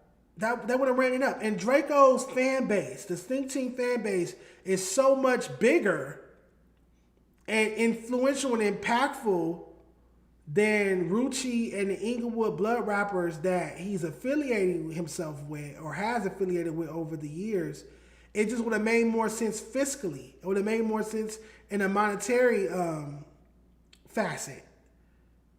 It would have been bigger records. Like, what's the big, like, outside of Light It Up, which came out before, that was way before Drakeo ever got out of jail. When Drakeo came home and wanted to work with Chyke, long story short, I feel like Chyke should have did the record. Fuck all the gang politics and the street shit. No. Y'all have the same management. His fans fuck with you. Why not do the record? That record would have went crazy. And now it's like, no matter what Chyke does, Drakeo and the Stink Team fans don't fuck with it. So that's a massive fan base that's refusing to spend money with you, refusing to stream your music. Everything you do, they hating on you when you could have had them too. Or you could have had them in contrast to the waning audience of a Rucci. It's like you chose Rucci fans over Drakeo fans, and I just feel like business-wise, that was a misstep because I think there's way more Drakeo and Stink Team fans than there are Rucci fans. And I say that respectfully. And I feel like the reason it is, I'm not saying Rucci's not talented, I feel like the reason there aren't as many Rucci fans and Rucci isn't where he's supposed to be career-wise and musically is because he keeps rapping about being a blood all day. And we keep telling y'all we don't care about that shit. Now on YouTube, they care about hearing the gang stories and all of that. That works on YouTube on No Jumper interviews and shit. But when it comes to the music, the country keeps telling y'all year after year, we don't care about all the blood, gang, crip, blood, gang shit, LA rappers. And y'all keep making it. Who's supposed to be playing this Get Bracket and Comeback record? Who's playing that? Where is that getting played? It's not getting played on the radio. That's not getting played on the club. That's not getting played at performed at any festivals. What's that record? All right, you're not gonna raise my blood pressure. I want to close out because I do have an interview to get to.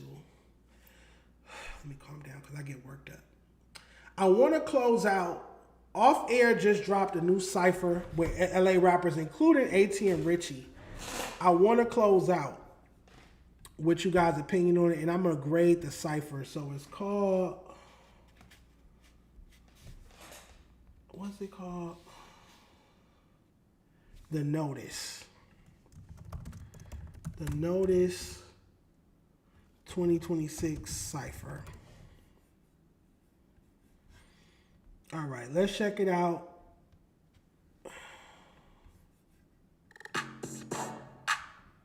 Hold on. So G5, Donnie Loke, Do the Damn Thing, Shay Monet, Two-Tone Twins. I interviewed them with Sharp on No Jumper. AT and Richie, who got the You're a Big Homies on the 50-50 Yard record going, and then Big Tone. Let's check it out.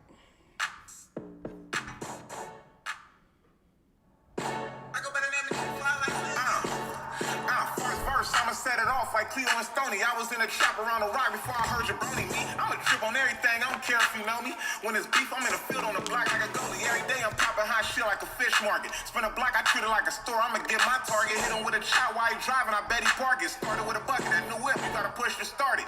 I'm a nigga in my section, no validation. I don't listen to these niggas, they be fabricated. I'm the one who made it happen, I ain't never hated. I ain't even trying to talk, fuck your conversation. I don't trust horse or these crooked ass police. All right, hold on. Trying to talk, fuck your conversation. That was G5. I wrote down, I'm going to respond person by person instead of letting it all play. G5, I wrote, he sounds hype. His energy is there, but it's still basic LA rap approach and delivery, and the bars were also basic cookie cutter LA rapper starter kit. Sound a bit like One Take J towards the end of that, though. Sound a bit like One Take J. I give that a D. I'm going to grade each person. Let's keep going. Next up is Donnie Loke. I don't trust whores or these crooked ass police. I don't trust nobody, can't even trust my own homies. How the fuck you niggas say you from LA and you don't know me? Can't even play your role, even though you got a rollie. Can't even lie, it was me and bro up in a stoley. Finna pull up on some hoes, we tryna kick her like a goalie. For surely, don't ever let a nigga little bro me. And I had to learn the game, I wish somebody would've told me. If I told you what I know, then you would think that it was cap. I be trying to use my hands, he gon' go and grab the strap. If I told the bitch I'm done, then that mean that it's a rap. I kinda missed that little shit, but I ain't finna double back. Never really had no haters till I started trying to rap. I'm a cool nigga, bro, but any second I can snap. Uh-oh, they let the dude in. All right, that's Donnie Loke. I do want to say I wish these verses were a little longer. I feel like they're not giving these MCs, at least from what we've seen so far, they're not giving the MCs long enough to really gas up and get into their bag. Don't you guys agree? But Donnie Loke, typical LA hood nigga rap flow. I can hear the chucks in your flow and delivery. Your bars are like, you're delivering them sharply, but like if I wrote down what you said, it wouldn't be impressive. But you have conviction. That's what I'm saying. You're rapping it like you're saying something grandiose and significant. But if I took time to write down or print out your lyrics, I wouldn't be that impressed, I'm sure. I get at a D+. Well, nothing spectacular, nothing moving. Next up is Do the Damn Thing. Tryna rap, I'm a cool nigga, bro, but any second I can snap. Uh-oh, they let the dude in. This beat hitting hard like a black and mild with the wood tip. I'ma get good and keep seeing how good the good get. Catch the wrong end of a footprint, you even look tense. She go to work, clean and cook, that's a good bitch. A poor mindset is look rich, I got good sense. Raised by old dogs, you raising canes, you a good strip. Unofficial street punk, who you in the hood with? Casual gatherers charge you up like a battery. It's quite amusing, you ain't no casualty, became flattering. Continue trolling, you gon' be known as a tragedy. Kidnap you and your siblings, let's see who mad at the family, nigga. All right, that's Do the Damn Thing.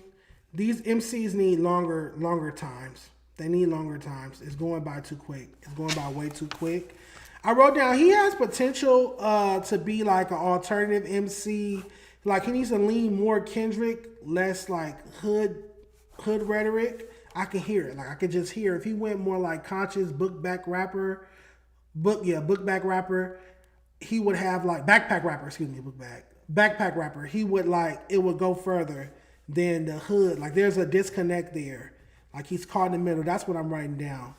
And yeah, I just want him to come off less street and come off more alternative, more backpack. I feel like it goes with his look more, his aesthetic more, and that'd be more, it'll break through more. It'll stand out more, especially amongst this panel, than how he did it. Like there's just some miscommunication there within himself that I'm picking up on. I notice those type of things. I don't know. If I had to grade that, I give that a D as well.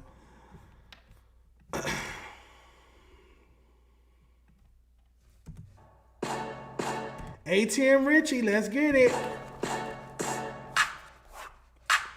What I say? Yes, sir, what I say? I do it. You left me for your ex, nigga, and I'm poppin'. 20 ball just to make the roster, baby, clockin'. You should work on your defense while playing offense. Blood in my head, I got the keys, I told her log in. Hey, bill nigga ass white sleeping, I'm way worse. Hey, 50-50 yard, I got merch in her face hurts. Hey, he came in the dorm tripping out his face hurts. Stamp a nigga with a neck shot. Now they trying to go,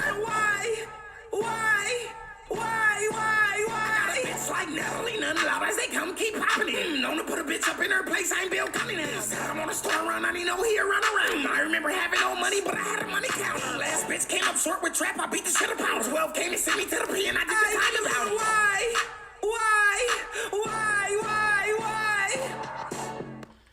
All right. That was a lot, y'all. That was a lot. I wasn't ready for all of that. I wrote down his energy is there. We can't deny that. He definitely has energy and a commanding presence. His flow is like, it's interesting. I don't like it, but it's interesting. Like it didn't lose my attention. I don't like it. I don't care for it, but it will retain your attention. You can't help but listen and watch. It's like Shy Belligerent meets Compton TG with a little Tooski. I don't like that. Wait, that's Tooski thing. I don't like it. It's clown dancerish. The pimp raps was crazy. Like, bitch didn't bring me enough trap or something like that. I beat the shit up out of her. Come on, man. That's the LA pimp raps. That's why they don't like our music. The viral references, like I'm way worse and stuff. I get it. It's trendy. It's current. I will give him that. He's a social media rapper.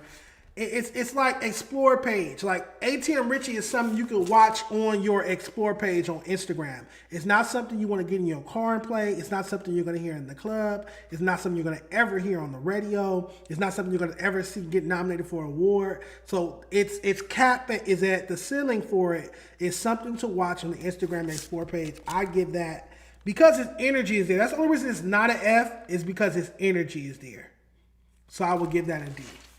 But his energy and commanding presence as an MC and his ability to captivate your attention the entire time is there. So that's why it's not an F and it's a D. I'm scared to keep going. Let's go.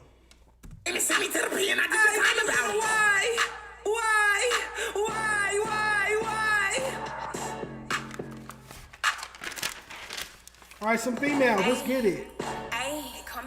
Shay Monet. I'm really tired of you niggas, cause you niggas can't rap. You niggas don't be competition. You really cap. I'm really like that, so please just watch your mouth or you get slapped. Heavy hitter from the west and put my city on the map. I don't beef with bitches, I just charge them for the few. And if they speaking on my name, then my promo overdue. The hottest in the topic, ain't no need to be confused. Ain't no wake y'all game up and leave you stunned like some glue. Hey, new money, who this? New chapter, got it now, so ain't concerned with nobody who coming after. He said he like him chocolate, so I let him make this rapper. Baptize him in the pussy, now he calling me his pastor. Shit ain't looking good. If you were opposition, somebody give me a compass. I'm looking for competition. I'd rather be a weirdo than a beat. Okay, again, these people should be longer. I want to just get to like a still shot of her. Hold on. All right, this Shay Monet. I feel like I just wanted more standout bars and punchlines from her. Stuff that stood out, like clip-worthy bars. I can hear the writing, like the notebook in her flow and delivery. Vixens, ENT, Pink Dollars, PTAF, all derived from that family tree. We haven't seen another archetype of female rapper come from LA for the most part outside of that, excluding like a Shady Blue or somebody like that. Yeah, this is just like your basic LA female rapper delivery and flow and bars. Nothing spectacular. I'll get out of F because I just didn't like it. I feel like she could have came way harder than that.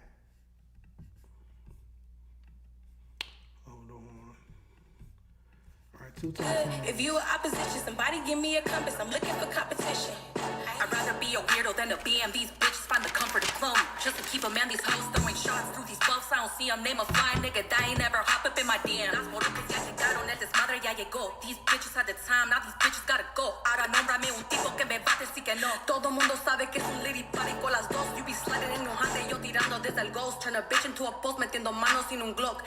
Lying, keep on blinging with label, gon' tell us no. If these bitches want the smoke, it's on the motherfucking flow. She fuck. Okay, hold on. I want to get right back to a still shot of them.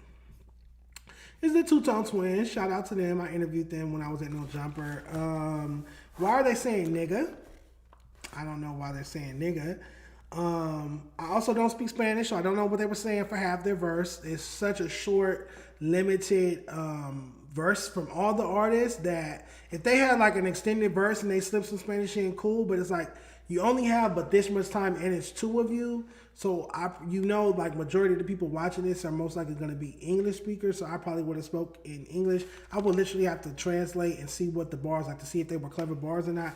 I don't know, but their energy was dope. I like the charisma. Like I like how they carry themselves. Their look is dope and like how they got the Modelo or the beer or whatnot. Like I get it. Like I get the branding element of it, which is important for female rappers. If they were guys, I would be probably strictly focusing on their delivery and their flow and their bars. But they're female rappers, so the branding is half the job, if not more. It's probably like 60-40, 70-30 at this fucking point. Shoot, 80-20. Wasn't impressed by their actual cipher, so I had to give it an F though. But I am impressed by their branding, sans them saying the N-word. I do think they have potential to be something. All right, anybody else? Smoke it on the motherfucking flow. She fuck. Who's this? Big Tone. It's Tone dead ass. I feel like this shit you little bitches wish you had. They told me lock it and I'm on the cypher, niggas mad. I ain't never been in TV, can't remote me by the back. You tryna pop it on the ground, don't make me grab you by the ass. Big Tone, dick long, niggas need a hit song. No shade, but clock it, baby, on the dead, homies first play. Got me sitting on the throne like this. Baby, hold on. I go by the name of Big Tone like this. In a way. Wait, what I say? If you knew better, you'll do better. You do better then. Baby, I've been making hits since I was 6. Who you better than? Big talk, kicking up that desk, niggas let me in. I ain't never said no pussy for no clout. Yes, sir, I ain't never took a picture with an op. And if I did, I didn't know she was an op. What he sound way worse? And you're not. I'm jumping out that black truck, feeling like I'm Mike Jackson. Keep dancing. Okay, that was Big Toe, not the little one. I fuck with her energy. I do fuck with her energy, and it is an E for effort. But she's kind of offbeat, just slightly. She's not like crazy offbeat, but she's still somewhat offbeat. What I do fuck with is her animation and the different voices, even though all of them don't hit precisely or properly, but I get the effort, the intention to be animated. That's important for female rappers, dating all the way back to Missy Elliott, all the way up to like a Nicki Minaj or a Doja Cat. And she's camp. Camp is like that extra drag to her, that over-the-top, gratuitous energy, big titties, big colorful hair, colorful outfit. Like she's a character and a persona and bigger than life. I like that campness to her. That's going to work for her in the future. She just has to moderate it. It's like you got to be bigger than life, but you got to apply it at the right pressure points. It's very strategic. I feel like she got to get her bars a little sharper, and then she just got to learn like tact and taste. You got to learn, on this bar I'm gonna be extra out, and on this bar I'm gonna give you a sharp technical flow, technical delivery. Like she got to learn the timing of it and the essence of it. It's a skill set, but I think she has the goods. I would give her, out of all the females, I would give her the D minus. I would give her the D minus. That was interesting. Shout out to Off Air, the Rinse Due, for the final notice. For The Notice. It's called The Notice Cypher, 2026 Cypher, The Notice by Off Air, the Rinse Due. Make sure you go check out that. I got an interview coming up. I'll see you guys briefly. Peace.